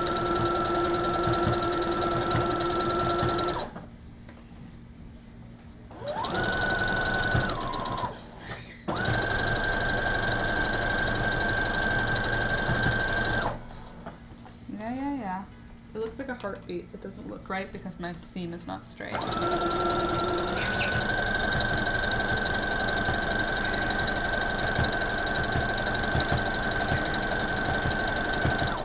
There we go. I have the Singer Heavy Duty that I see everywhere in shorts with people, but mine is not tuned up. I have issues with it. I thought my mom was going to help me, but she doesn't really know. Does anybody really know? I feel like I've taken apart so many sewing machines now.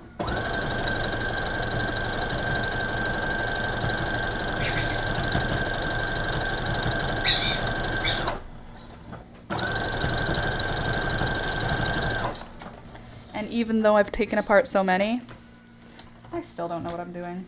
There, now the edge of the bird's cover is sewn closed again.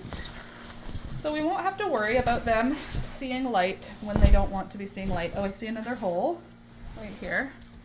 I'll just close that one up quick too. I feel like most of the sewing machines I've ever used have been overkill.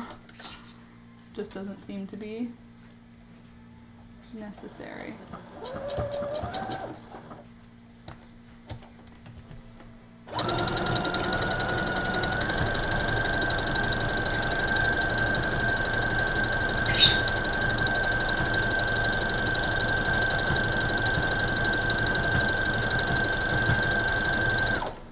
There. Gorgeous. Hole fixed. Any other holes? Yep, found another already. This thing is starting to die. I don't think I want to do that edge though. I think I want to just go with my trusty number 1, and then I will make my stitches a little shorter. Did a little back stitch on that one.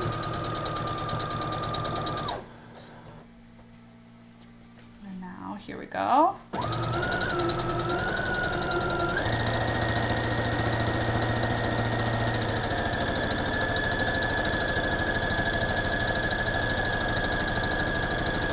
Gorgeous. I bought it in 2019 and I would say it's still new. I mean, 2019 is still new to me as well. This is definitely bought before 2019. This was a gift from my older sister and I was still in university when I got it. So I'm pretty sure that would make this, I graduated in what, 2015, I think? So I was still in university when I got this, so I don't know how old that would make it, but I've had it a while. At least I think that's true. I don't think I'm misremembering that. I kind of want to just redo all the seams. Just to make sure it's strong.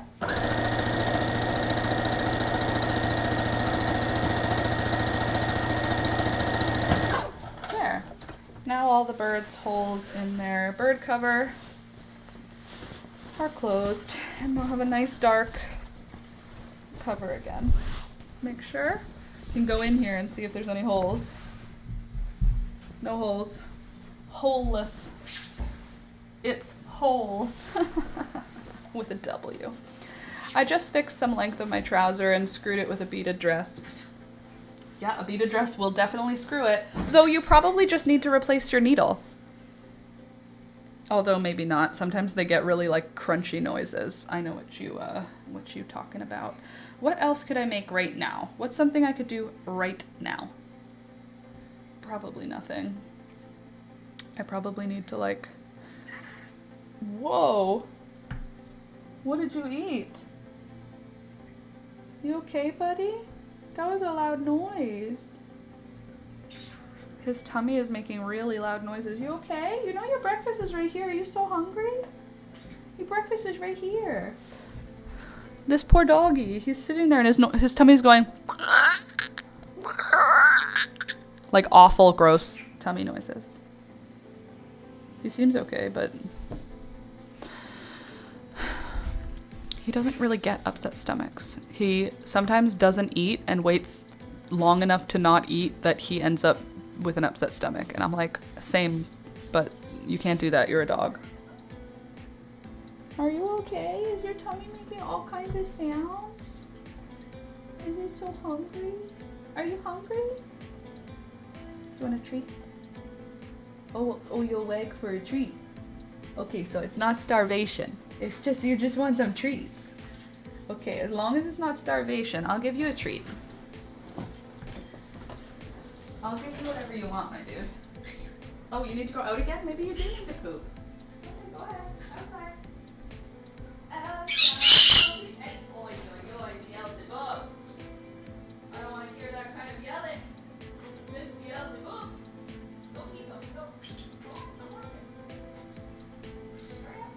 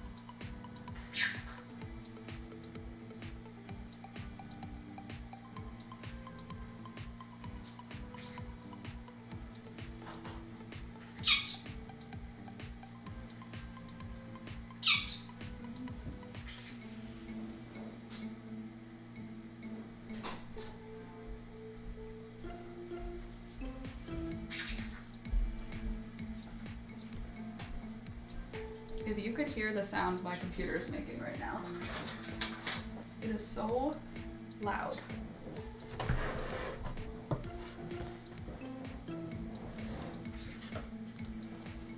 Nah, the timing is messed up. Oh, that's annoying.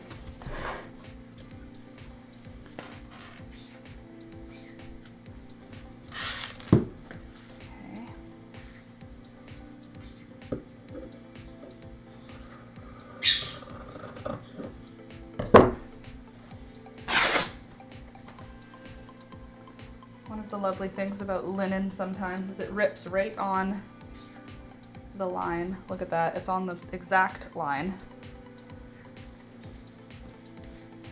Okay, you just... Toby baby, you just gotta eat your... Oh, I forgot, I was gonna get you a treat. Yeah, you're right, I'm sorry. I stopped because you had to go pee. Okay, come here baby. Would you like a baby bird? There you go. He's so blue. That's for you. And that's for Pika. One for Pika, one for Toby. No birds, you don't eat this. It's other birds. Well, you gotta eat it if you don't want her to have it. There's rules. I put a pic for inspo, maybe an art piece in the garden. Ooh, okay, give me a sec.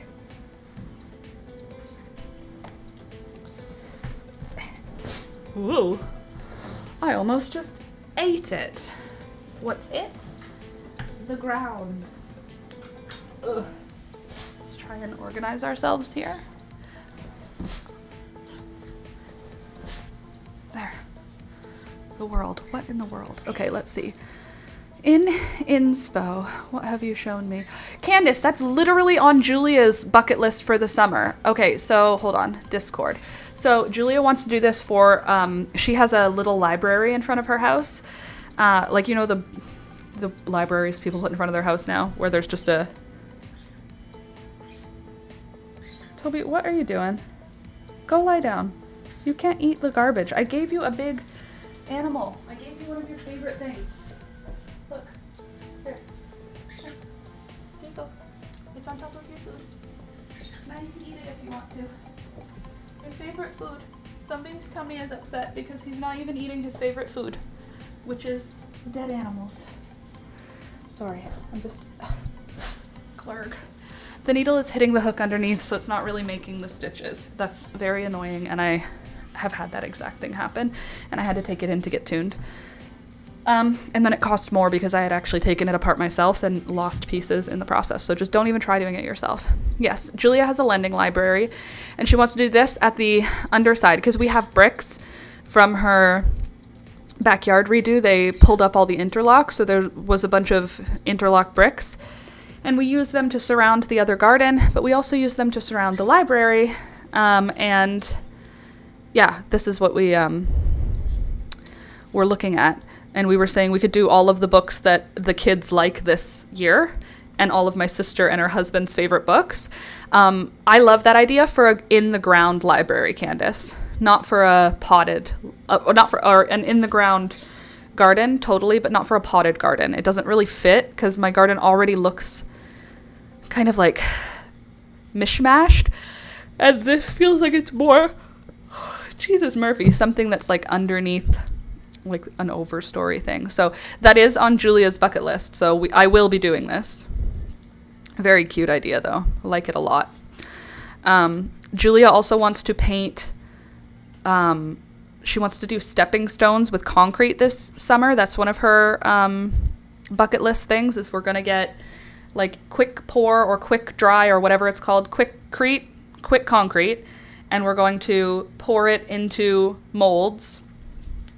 She said she was happy pouring it into anything, just having any mold and making it into a stepping stone. And I said, okay. So we're going to try and find something that she likes, something that'll work. Toblerone, my baby. What's wrong with you, Mr. Mans? Is it because you didn't eat enough yesterday, so now your tummy hurts? Is that why? Or is it because Peekaboo ate too fast, so you have nobody to eat your breakfast with now? Maybe a bit of both? Oh, he's so small. There you go, Mr. Mans. Yeah, there you go. He's just a small baby. Yeah, there you go. That's your breakfast. He's my good boy. Anyway, yes, so Candace, great idea. Thank you for the idea. We are doing that. I have this piece of fabric now, which is small, but you know who else is small? My niece Elizabeth. And I bet you I could do. Peekaboo's eye is fine now, completely fine. The next morning it was fine. There was dry crusties on it the next morning, like they had gone dark, and I wiped the dry crusties off and it never returned. So she probably just got something in her eye, but she has never done that before, so I was worrying about her. I think it's reasonable. She's a delicate angel and she deserves everything. It's literally completely fine, which is why I forgot to even mention it to you, because I am not ridiculous for worrying. But if it was ridiculous to worry, then I don't know. You know what I mean. It's fine. All is well. Everybody's fine. I'm trying to think if I was going to make something right now. It would pretty much only be able to be for Elizabeth, because she's the only one who's small enough for me to use this fabric. Oh, I also want to make myself another circle skirt. I love my circle skirt, and I tried it on and it fit, and now I'm like, oh, I need another, but I think I want it to be longer.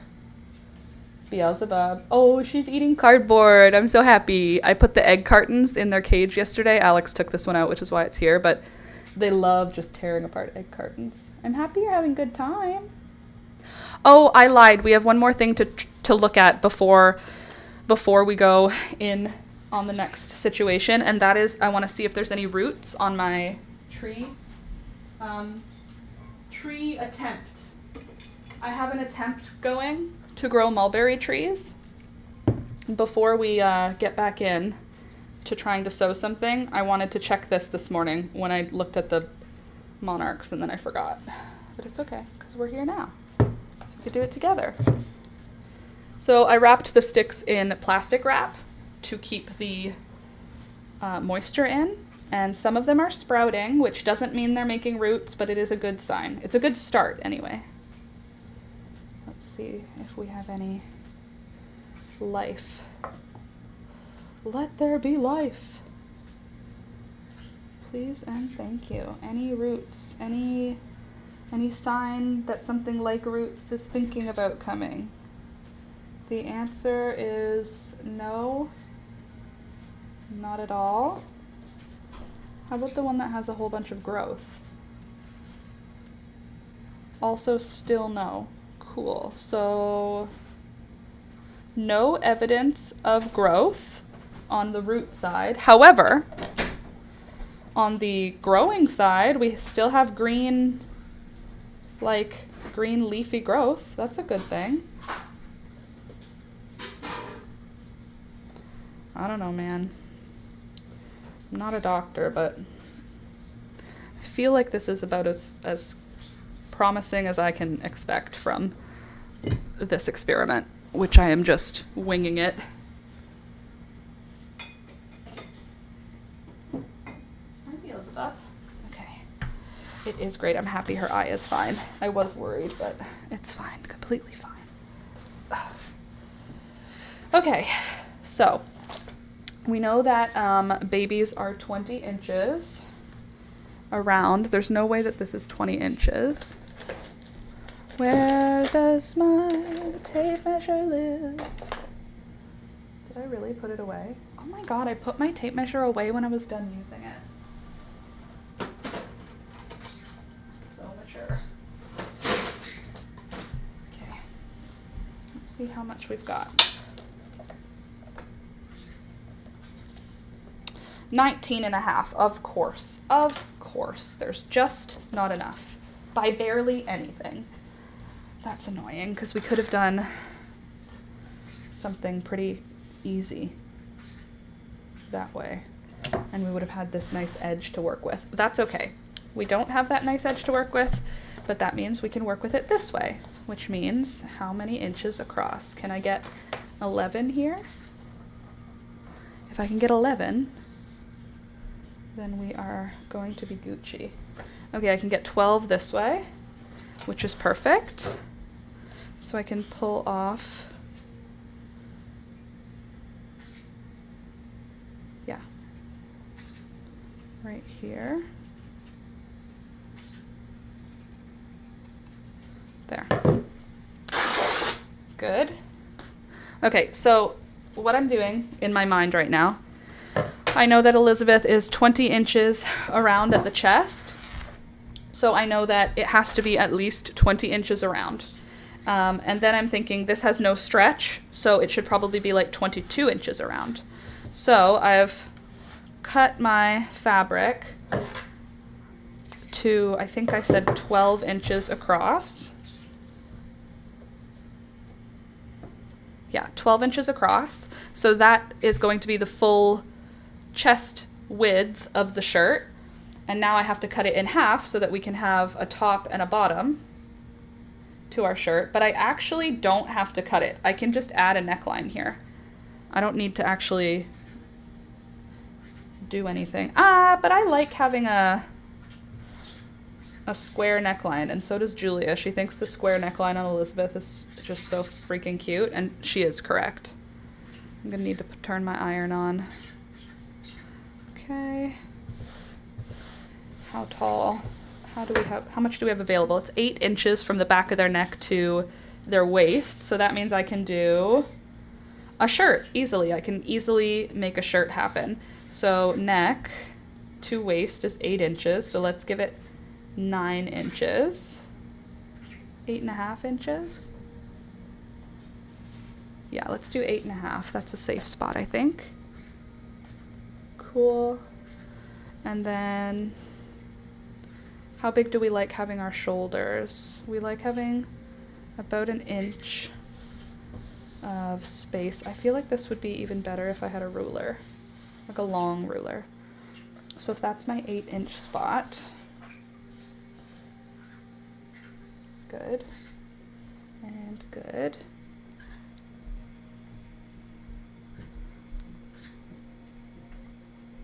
Just gonna do my little dotted line. Yeah? No, thank you. No, thanks.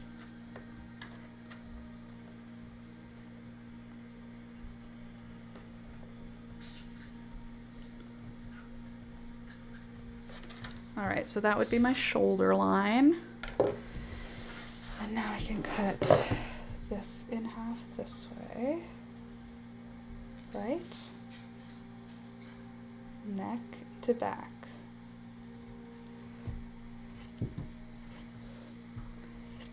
Who doesn't love a little linen shirt on a baby?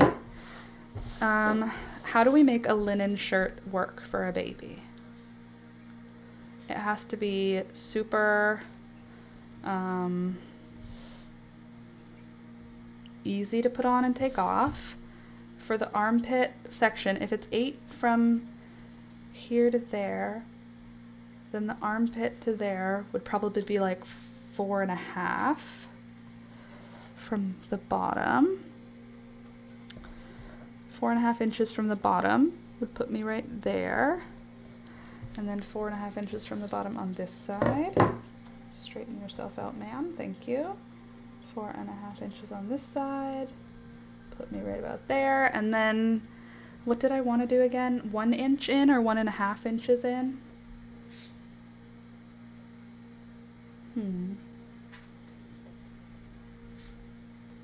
If I do 2 inches in, I might even be a little safer.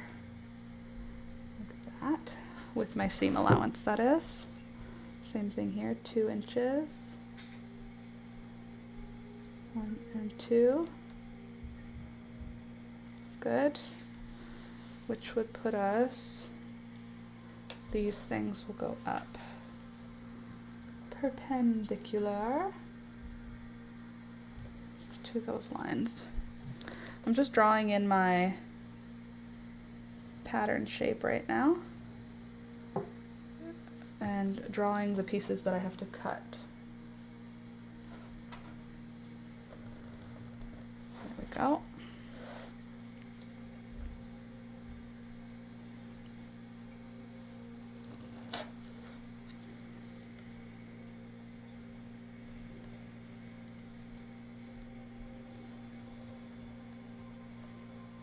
There, okay. So now the body across will be, we need it to be 10 for it to fit. So that would put it there. And then up like this is the arms, and then across the arms, if we're at 8.5, then we need 4.25, which puts us right here. And then we want the shoulder straps to be probably 2 inches and 2 inches. And then I can draw those lines down.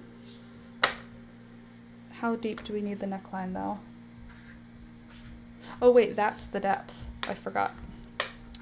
Oopsie. Hopefully this pen comes out. I am working on white fabric right now with a black pen. Probably not my greatest idea, but you know, like I always say, I am not a doctor. That does not even look like 2 inches. Also, are you 2 inches? Nope, you are exactly, yes, you are 2 inches. Are you 2 inches? Well, you're a little over. Okay, 2-ish inches. There, so that would be the shape, I think. So I'm gonna just cut it out because I'm probably right. And if I'm not, I probably am. I wouldn't worry. I'm not usually worried about that. Okay, cool. And then I'm gonna try and leave the bottom unhemmed because it's just a raw edge that's like a finished raw edge. And I think it could look cool. Okay. And then I'll just Why are you having trouble with this? Your fabric scissors. I think I'm not at the right angle. 1 second. Yeah, that's it. There we go. Well, the mark's not really broken, just the handle. Yeah, that's why I said I could sand down the handle and you could use it as a cup for pens. Okay, you made it feel it was broken. It is broken. Sure. You can't use it. Sure. With no handle? Cozier out. Well, okay, yeah, No problem. sure. If you say so. I didn't say if you think so.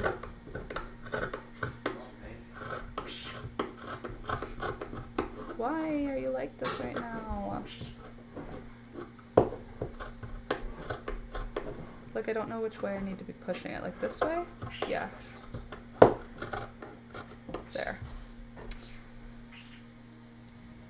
They are sharp most of the time. Okay, and then we'll go. Let's just do 1 layer at a time.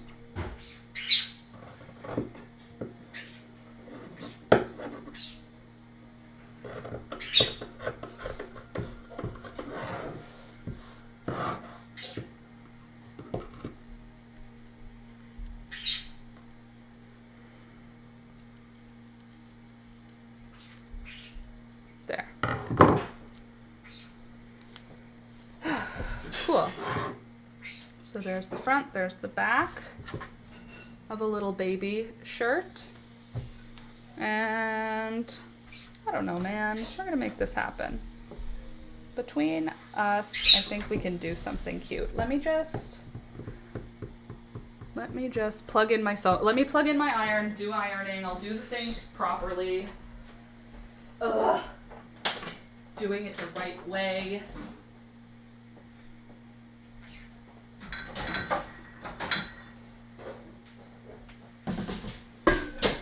Watch your step around here now, Alex, okay? What? Because there's just stuff everywhere.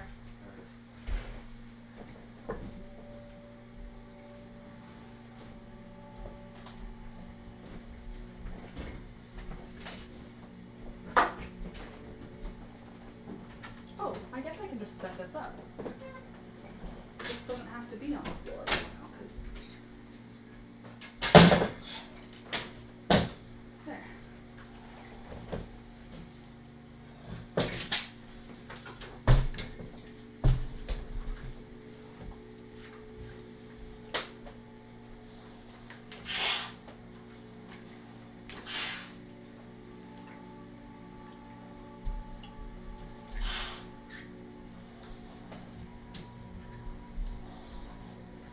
Maybe I should do flower hammering on this first. That could be fun.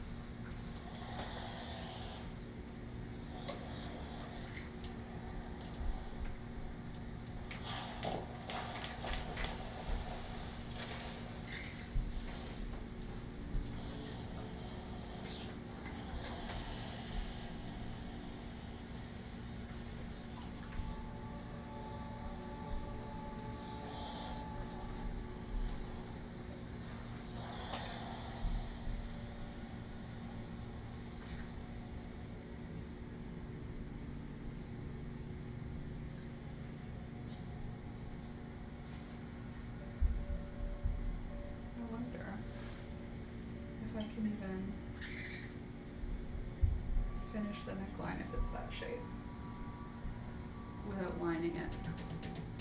I don't know. I guess we'll have to find out.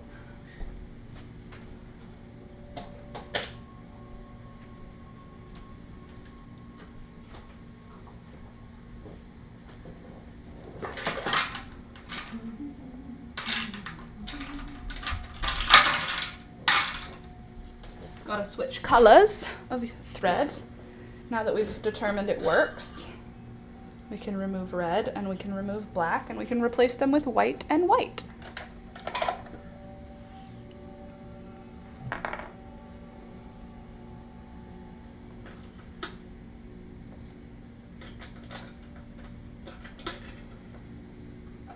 Baby, you making soup?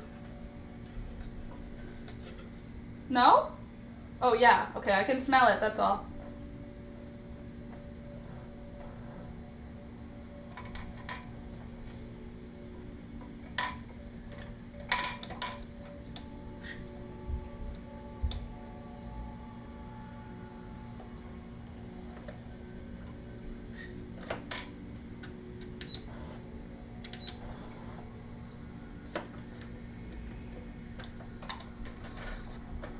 Okay, number 1 is done.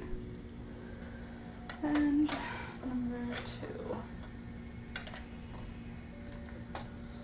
This is just for me to like practice for a bit before I actually get into sewing a thing.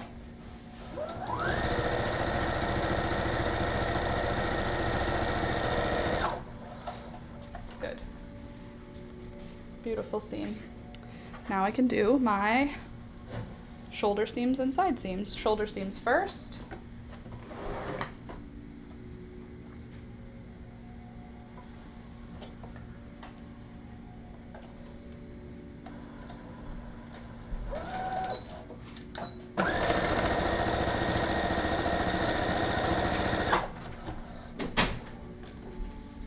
Hello. Howdy.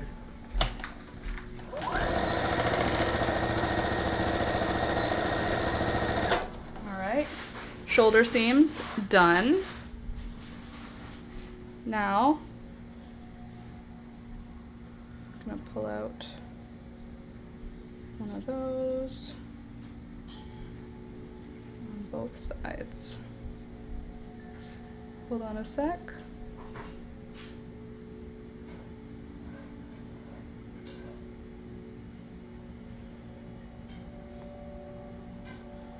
There. I lost a thread on both sides. Okay, and now I'm going to, with my iron, I probably won't even turn it on, just the residual heat, I'll press my seams open.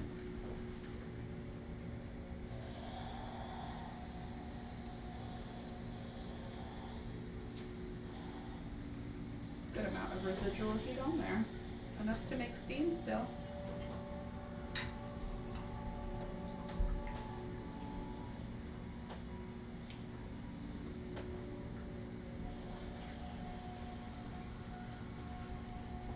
Okay. Oops. What did I just step on that is wet? What did I just step on that is wet? Something wet. Great.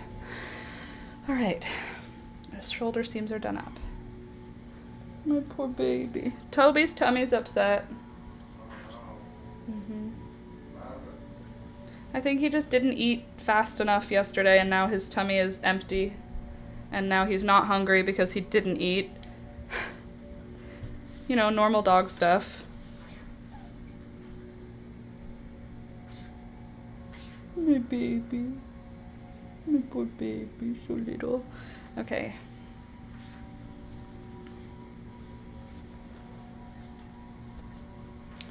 So shoulder seams are done. Now what am I doing? Let's think. We need to think. The neckline needs to go over her neck. So this is not big enough currently to go over her giant head. I don't think. No, babies' heads are so big. Bigger than, honestly, they feel like they should be. They feel too big. Okay, but I have my center line, so I can cut down the center line. Just a little Little straight cut. Need to find the exact center though. Don't make a mistake.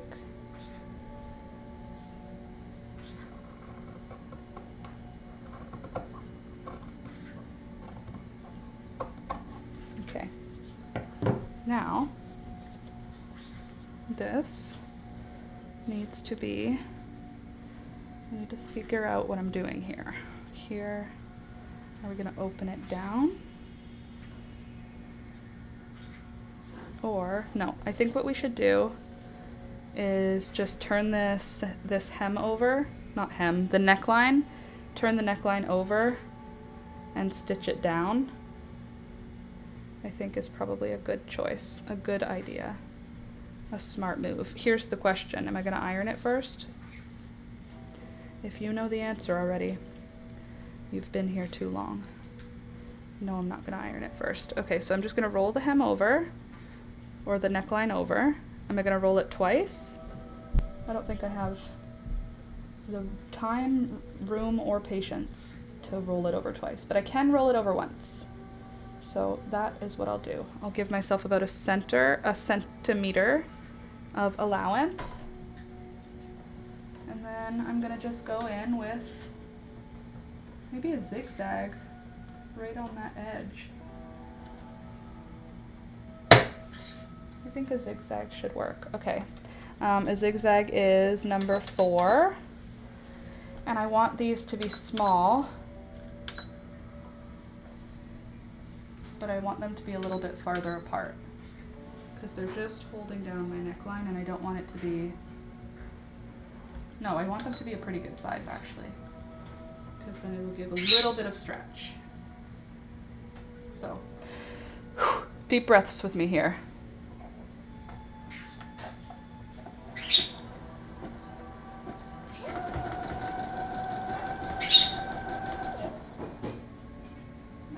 To this next corner, I'll turn.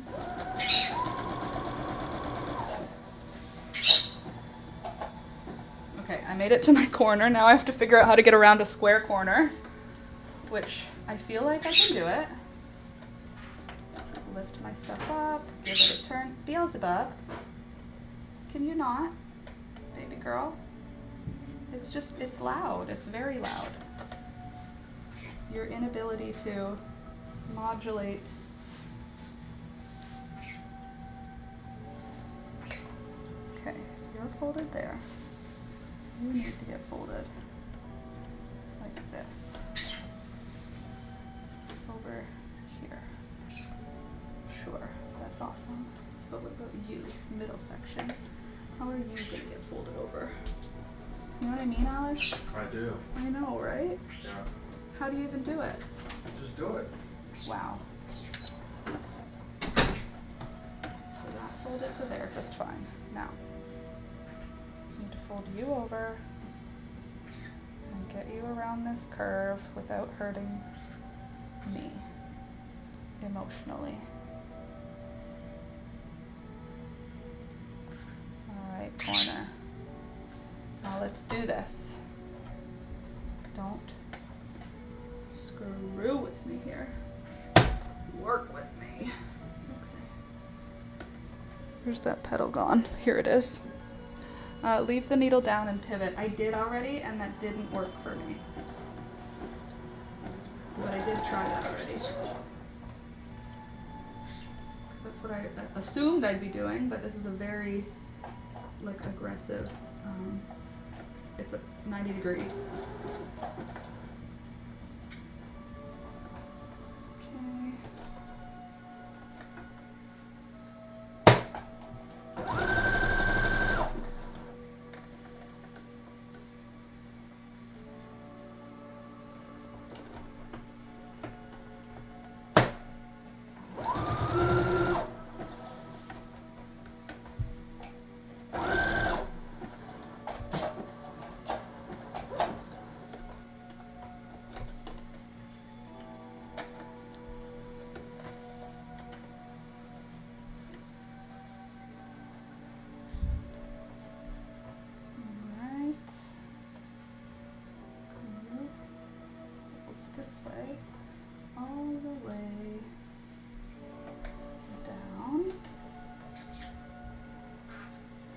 Come here, Beelzebub. I'm doing something right now. Duh. Okay, we're getting somewhere.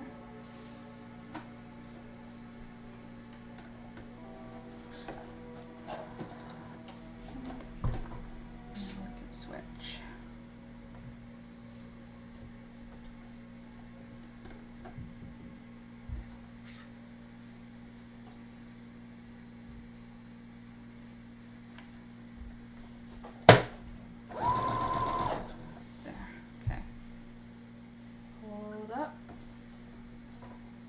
Pretty sure we're about to finish a child top right now, by the way.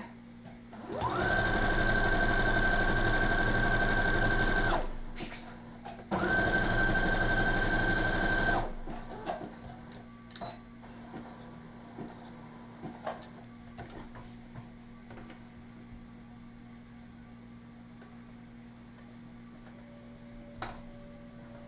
and then we go like that.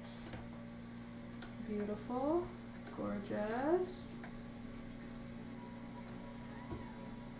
Toad, why is your tummy making such sounds, huh?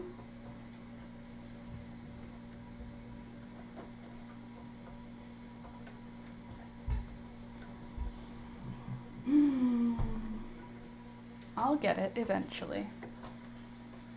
I'll figure this all out. Hopefully.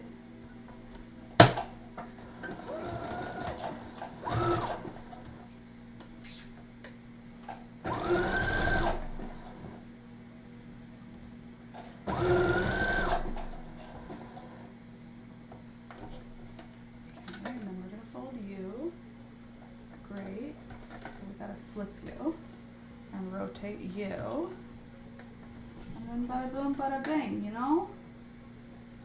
Once I get where I want to be, I'm gonna understand what I'm doing. Sorry, you probably can't even hear me chatting because I'm just thinking my thoughts. Don't worry about me. Once I figure it out though, it's gonna be Gucci. Oh shoot, I didn't get it that time. There we go. Okay, so now I've done my edge around the neckline, that is. Oop, fudged up one corner. I can probably fix it. Let me cut all my threads and I'll show you what I did. I just sewed the neckline hem. Unfortunately, I made a little bit of a catch on this one, which means I'm gonna have to pull out a couple threads, but that's okay. Because I'm gonna go around with a top stitch to flatten everything out right on the edge.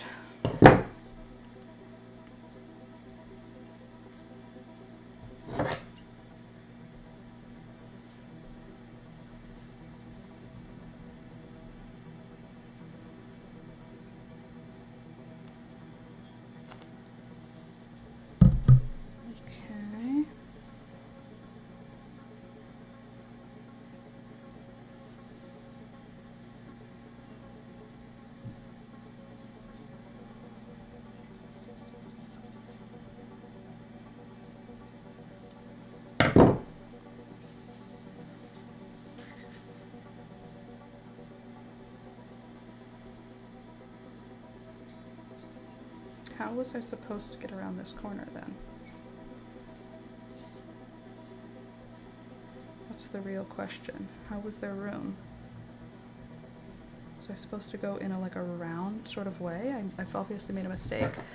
Hi, I stayed home from work today, just couldn't do it, but I slept a long time and now I think I feel slightly better. How are we? Hey there, I'm sorry that you just couldn't do it today. I'm glad that you prioritized yourself though and decided to actually not go, because I know sometimes that can be hard too. And how am I doing? Pretty okay. Making mistakes sewing, you know, nothing too different from the usual. Trying my best. Aren't we all? Laura, again, another corner, another mistake. The disappointment.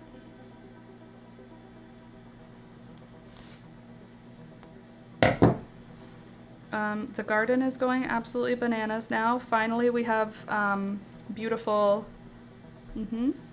zinnias starting to bloom. Okay, 1, 2, 3, and 4. Okay, we've got 4 corners now. I can go over this with a simple, hopefully I can go over this. Where are you? There you are. I can go over this with a top stitch now, just to keep it all nice and flat. Hopefully it'll work how I want. I'm gonna just do it like just a hair from the edge of the thing. Thanks, I've wanted to learn to use a sewing machine recently, but it's so intimidating. If I did, I'd probably take a class. Yeah, probably a great idea, honestly. Taking a class for it, I would consider that to be a very good idea.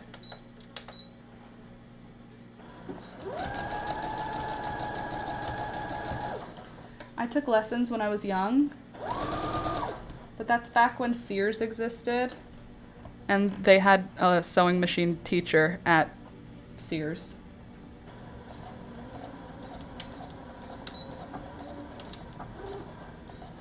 Alright. Oh, to have your full-time career job to be sewing lesson teacher at Sears. What a job. What do you do? I just teach people who bought sewing machines how to use them. Sounds good to me.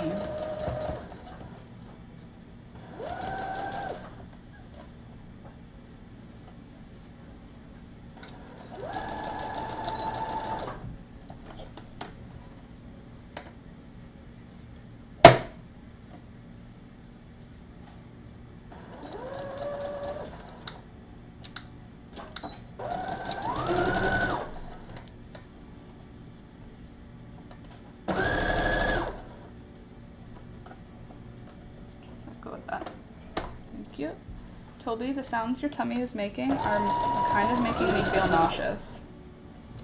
It's grossing me out, dude. My zinnias have their first buds! Wild. Yes, it was wild. A full-time sewing machine career job. I've worked here for 35 years at Sears, teaching lessons to the children about their first sewing machine. I'm Hank. Hank, the sewing machine tech / sewing lesson teacher at Sears.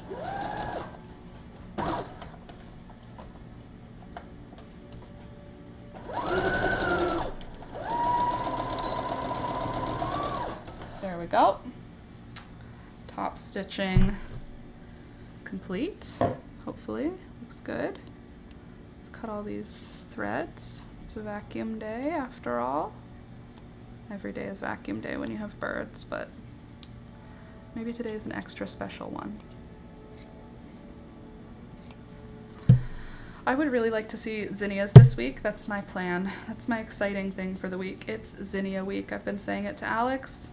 The zinnia week begins, and we will be in full zinnia by next weekend. In full zinnia. And I can't wait to start having bouquets with zinnias in them. Kobe, could you just like barf or puke or eat or something? It's so yucky. It's the yuckiest grumble noises. Like, it's this awful noise inside his stomach that I can hear. He's like, guess how it feels for me? Hungry, so just eat your breakfast, you dunce. Okay, I'm gonna do another top stitch now. Right at the edge.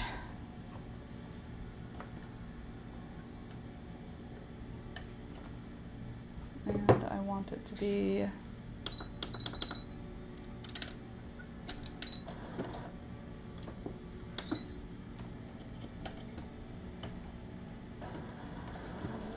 okay, I have to stare at this for a sec, 1 second.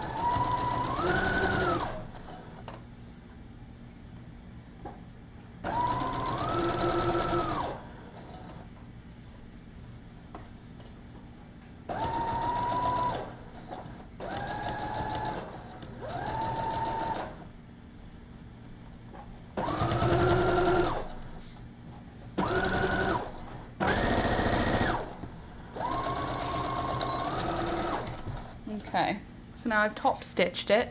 Zinnias might be my favorite summer flower, tied with dahlias. I am really excited about the dahlias this year. I feel like last year I didn't have any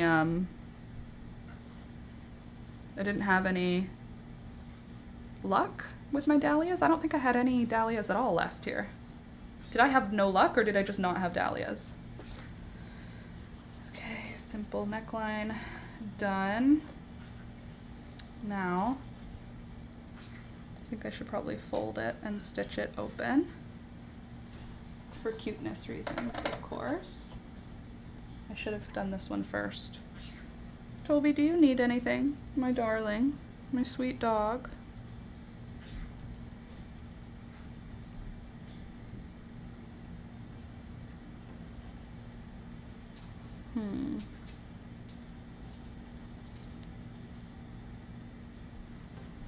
I don't know what I'm doing. I've got the top part done of a dress or a shirt. I think it looks too big, but it's not lined, and I made the size as though it were going to be lined. Well, I can do up the side seams. I can do that part anyway. This year I am going to have dahlias, and they are going to be amazing, and if they're not amazing, I'm going to try really hard not to give up on them. But zinnias are my favorite because they're annual and they're pretty much guaranteed. Like, I always feel like if I plant zinnias, they'll be fine, you know? Ooh, what was that for?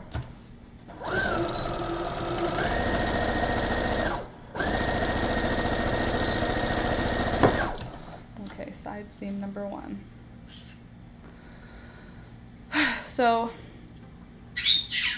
achoo, why are you sneezing at me for?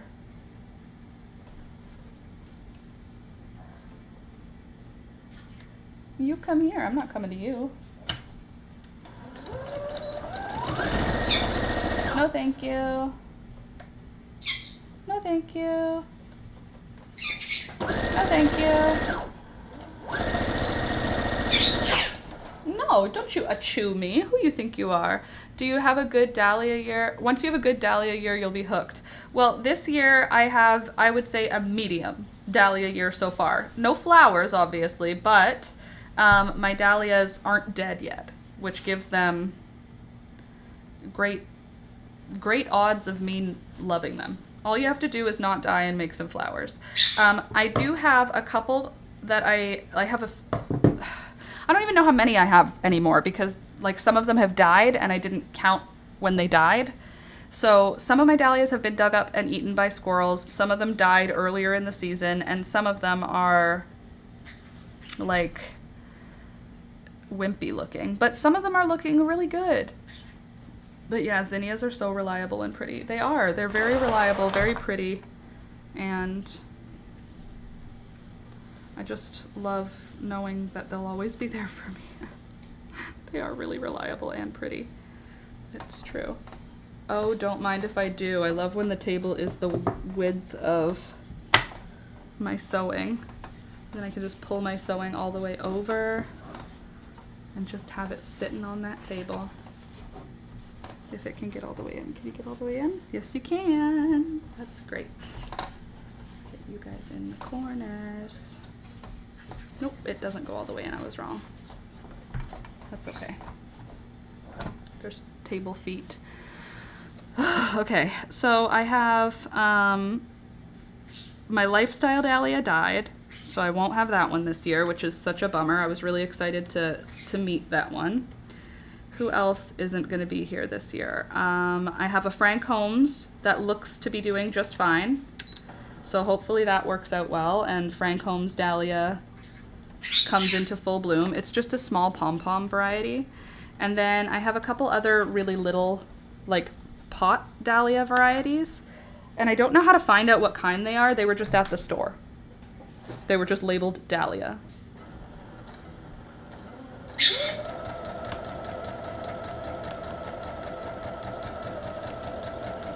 I'm giving myself a straight line to follow. Beelzebub, my darling, my sweet, sweet, sweet bird. The noises you're making are not the noises of a sweet bird. All right? So I'm gonna need you to knock it off and make sweet bird noises. Little tweet, tweet, tweet. Little I love you. Little nice sounds.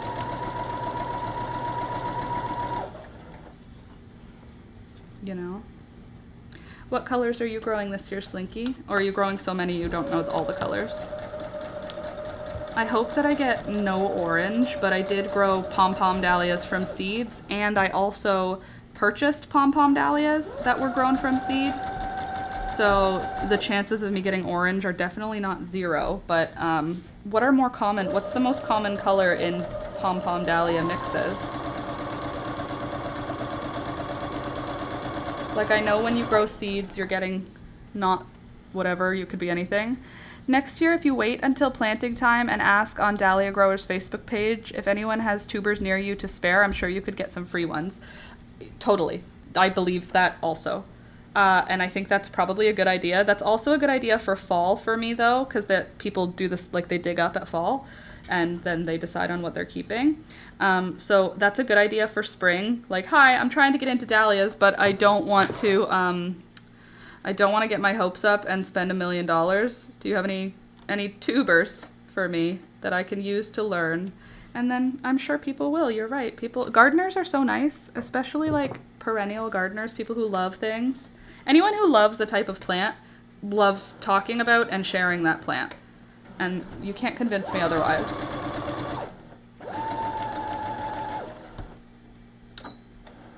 Everyone in my life has Jolly Jester marigolds this year. Okay, I made a hemline. I don't think I should have orange unless it's from seed, lol. I have lots of pinks in various sizes, some purple and some white. I wanna see, like, I know they say no dahlia's the same or whatever, allegedly. No, I agree with the bird. Oh yeah? Well, okay, hold on. If I grow pom-pom dahlias from seed, how likely am I to get orange? I know that the AI won't know, but I think that there will be someone else who said something.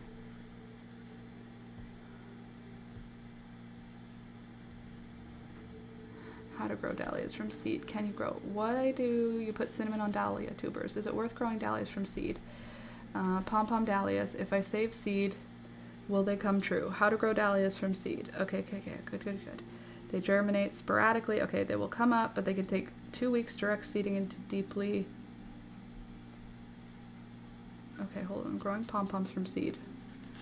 First orange hype dahlia. Okay, let's just see pom-pom dahlia. Pom-pom dahlia mix. Okay, so when we look at what a pom-pom dahlia mix looks like, they're quite bright, aggressive colors, which is fine.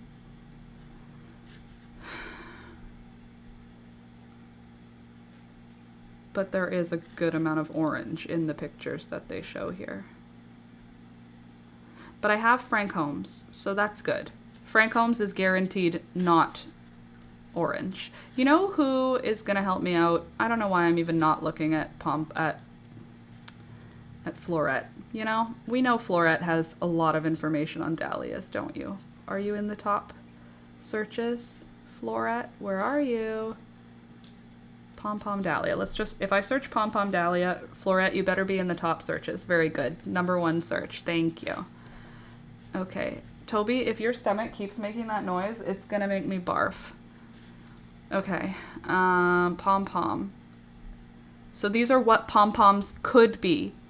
Obviously, these are like specific breeds, but like color-wise, maybe.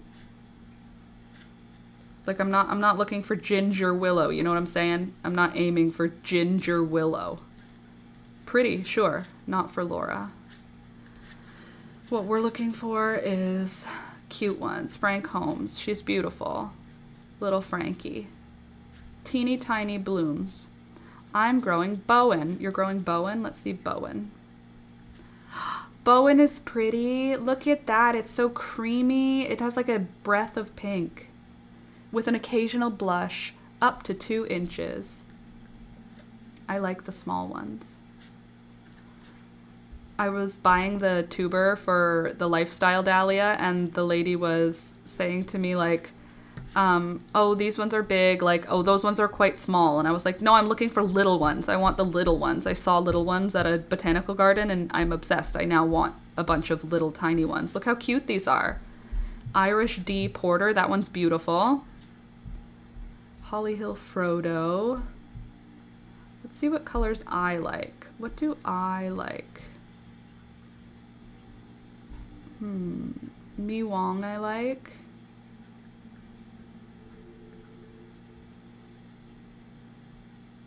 And I think that's it. Mi Wong. Little Robert's cute. Irish Miss. Holly Hill Frodo is also nice. Okay, let's see the collarettes, because I decided. Turns out I love collarette dahlias now. Not seeds, not originals, dahlias. I hate the star-shaped ones. That's confirmed already. Okay, anemone? No. Is it anemone that I like? Oh, I thought that was called collarette. This class includes fun novelty varieties most people would never guess are dahlias because of their unique appearance. Flowers have a ring of reflexed petals that surround a domed pincushion-shaped flower similar to a double-flowered echinacea. Okay. Barber pole. I like BJ's Revival. I didn't do anything. Why did that happen? Lol, those are orchid dahlias. I'm iffy on them. Yeah, I hate them. I hate them and they're ugly. Confirmed. Okay, so I don't love like orange ever at all. I like this one, Mexico. Dahlia Mexico. That's pretty. Isn't that nice? Anemone are fluffy in the middle. Yeah, I like the anemone, but what are the anemone? What are the collarette ones under then? I thought this was collarette. What I'm wondering also is how do we see the ones, how do we find, can I find short ones? Ones that are specifically little. Do they have that? Cactus type, informal, miniature ball, probably, right? Probably would be miniatures because that would be miniature plants. Similar to ball, these include a wide range of smaller rounded blooms that are long lasting and weather resistant. These are great for in the garden. Okay, so I might be able to find the ones that I got from the grocery store. I thought there would be a collarette. I don't see collarette. I see all anemone, cactus, informal decorative, miniature bell, lace lacinated, pom-poms, single flower types, stellar, and water lily.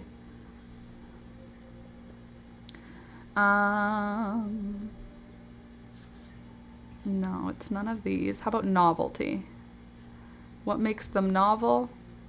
Who's to say? Ooh, puffin stuff. I like that, even though that's a weird-ass name. It's pretty similar to the Mexico.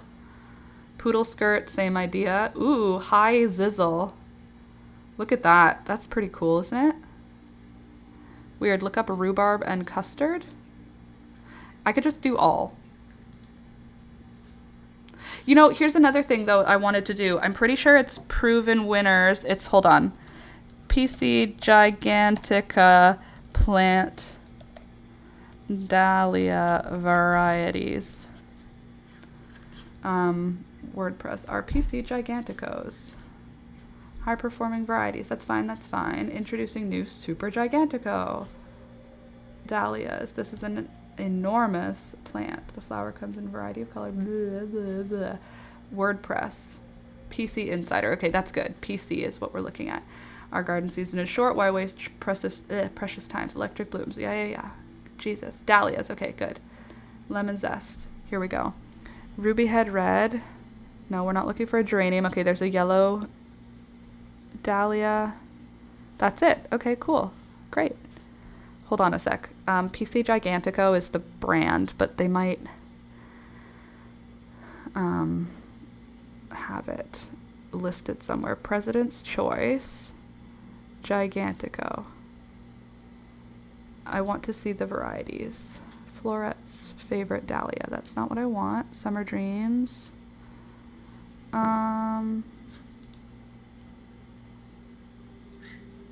That's weird that PC doesn't have a list of the flowers they're doing this year.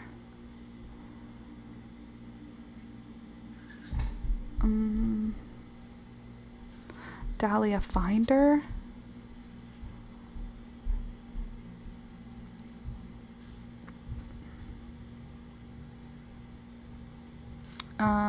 Let's see.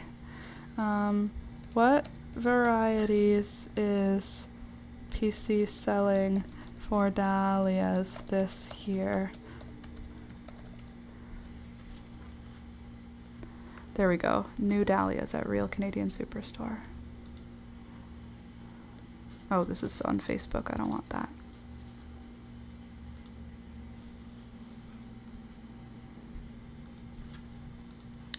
All right. Superstore.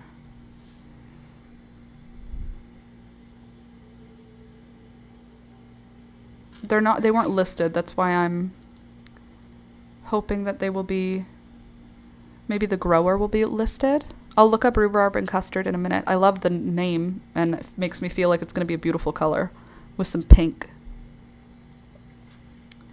English. We're currently experiencing technical issues with our website. That's so silly.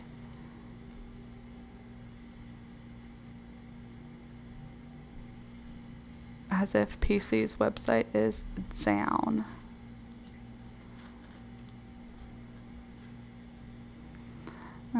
Superstore, floral shop.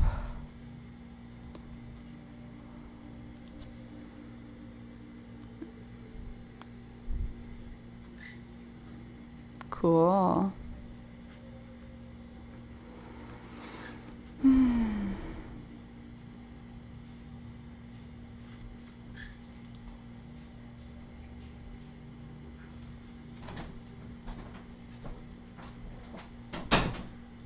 Maybe Atlantic Superstore will have it.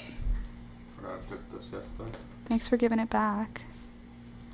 Okay, collarette ones. Let's see. All. Do they have collarette ones in here under all? Let's just do all again. And see if there's any collarette ones just showing up here. And I'm growing it. Look, they have collarette ones. This is the one I want. Apopa Beauty. Apapa Beauty. Apple Blossom's nice too. What am I looking for? Rhubarb and custard. Rhubarb. Okay, we're in B. So it's going to be an R. Rhubarb. The lifestyle was going to be such a beautiful one. Rhubarb. A, B, C, D, E, F, G, H, I, J, K, L, M, N, O, P, Q, R, S, H. Holly Hill. Next. We'll find it. We'll find it. Don't you worry.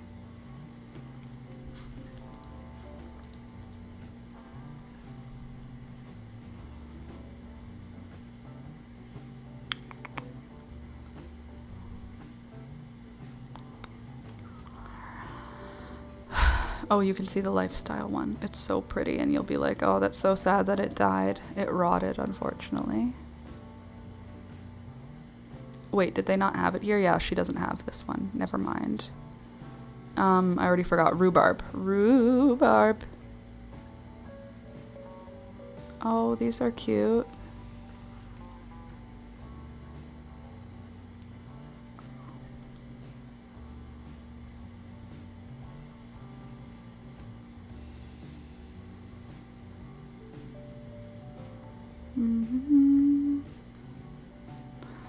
Why is it called PC? I was checking.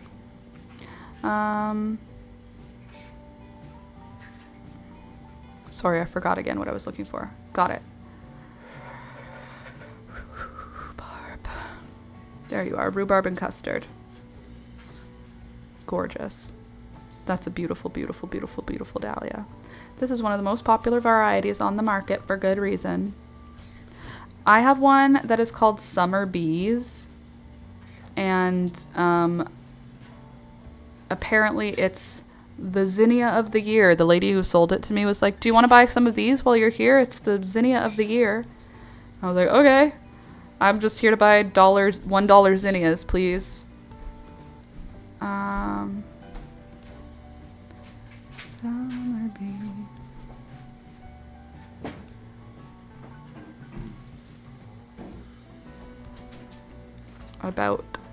But it's the one of this year, so it might not be available yet.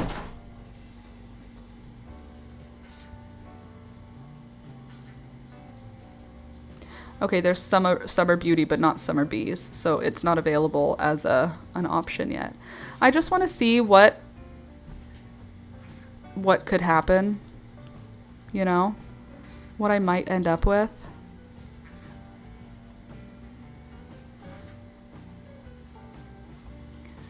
But at the same time, if I'm just doing, what is it called? I'm doing Frank Holmes and Summer Bees Dahlia. I'm doing this one as well, which in my opinion is not super, super far off of the really pretty one you're growing. It's just a little super far off. But it'll be pretty. It'll add something. I'm hoping it's the pink variety like this. So weird that they don't have colorette as a drop-down option. Yes, it is. Anyway, this is one of the dahlias I'm gonna have. And she's lovely. And there were a few. I'm not gonna lie. I have a few. But I don't know exactly what they're gonna look like as they come around. This one is one of them. And I don't know who she might be. I wonder if Google could help me. Google Lens, that is. It's gonna be like, that's a dahlia. It's always like, that's a dahlia. Okay, let's go to...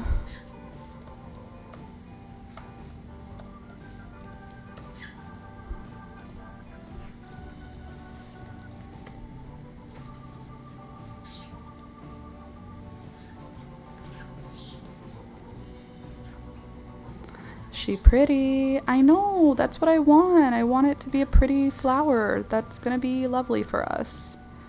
I just did this. Document desktop, that's where I put you. You little screenshot. Where'd you go? My eyeballs are so much older than I want them to be. I'm literally looking for a photo that I just took. There you are. Okay, this is a, let's see what dahlia you're giving me. Peaches and Cream Dahlia. So now let's go on to Florette again and see if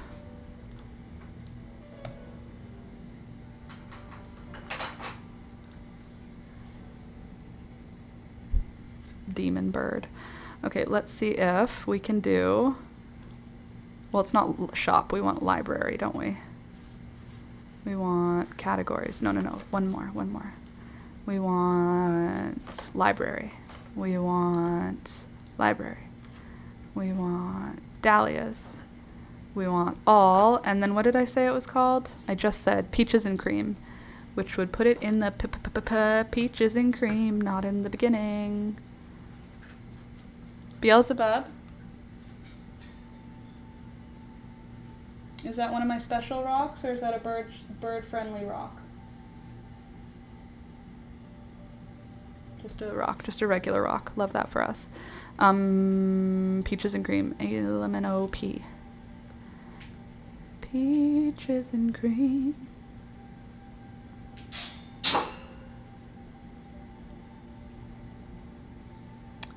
That's what happens, B. L-M-N-O-P. Here we go.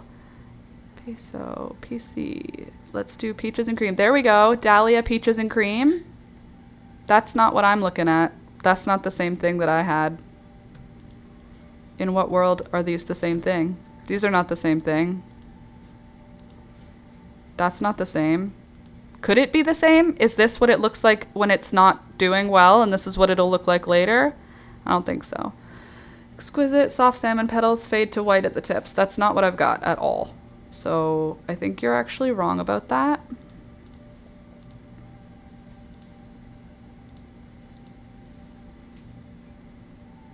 Candy corn dahlia. What other thing does it look like? Peaches and cream again, but that doesn't look like the other peaches and cream.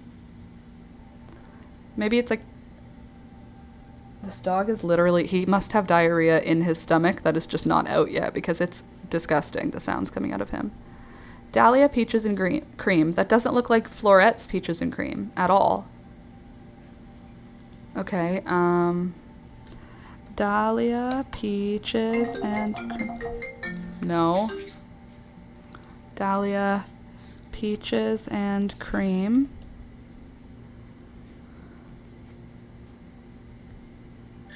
Okay. Heirloom decorative variety from 1993. Tricolor blend, yellow or peach, fades to creamy white tips with delicate pinkish edges. Bloom form, fully double formal decorative blooms often have rounded ball-like appearance as they mature, 4 to 6 inches in diameter. And sturdy stems reaching 3.5. The plant I have is like literally 6 inches tall. But I guess it could just work and get bigger. It's pretty. Like, it's pretty. I just feel like I would like the plant to get bigger so I can enjoy it. Yeah, that's lovely. All right. Ooh, that's interesting. What's that? Double Jill. What's that? That's cool. How did you do that? That can't be real, can it? Interesting. This is super interesting. Genetic mutation patterns. We love her. Okay, that's all for today, friends. Thanks for hanging out with me. I'm gonna go sew all afternoon because once the dopamine hits, you gotta follow it. So thank you for being here. Come back on Wednesday. Monday, Wednesday, Friday, I'm here 9 a.m. till 12 p.m. I almost said 5 p.m. 9 to 12 p.m. Some dahlias have random sectoral coloring. That's very cool. On Wednesday, I would imagine we're going to have a whole bunch of monarch butterfly caterpillars by then, because right now we have 1 caterpillar and 10 eggs. By the time Wednesday comes, I'm going to say we're going to have 4 caterpillars. So come back on Wednesday if you want to check out the babies and for more pictures of what's going on in the garden. And probably I'll have a whole bouquet of zinnias by Wednesday. That's all. I will see you on Wednesday. Have a good rest of your day. Love you. Bye. Don't forget to click the like button. Thank you.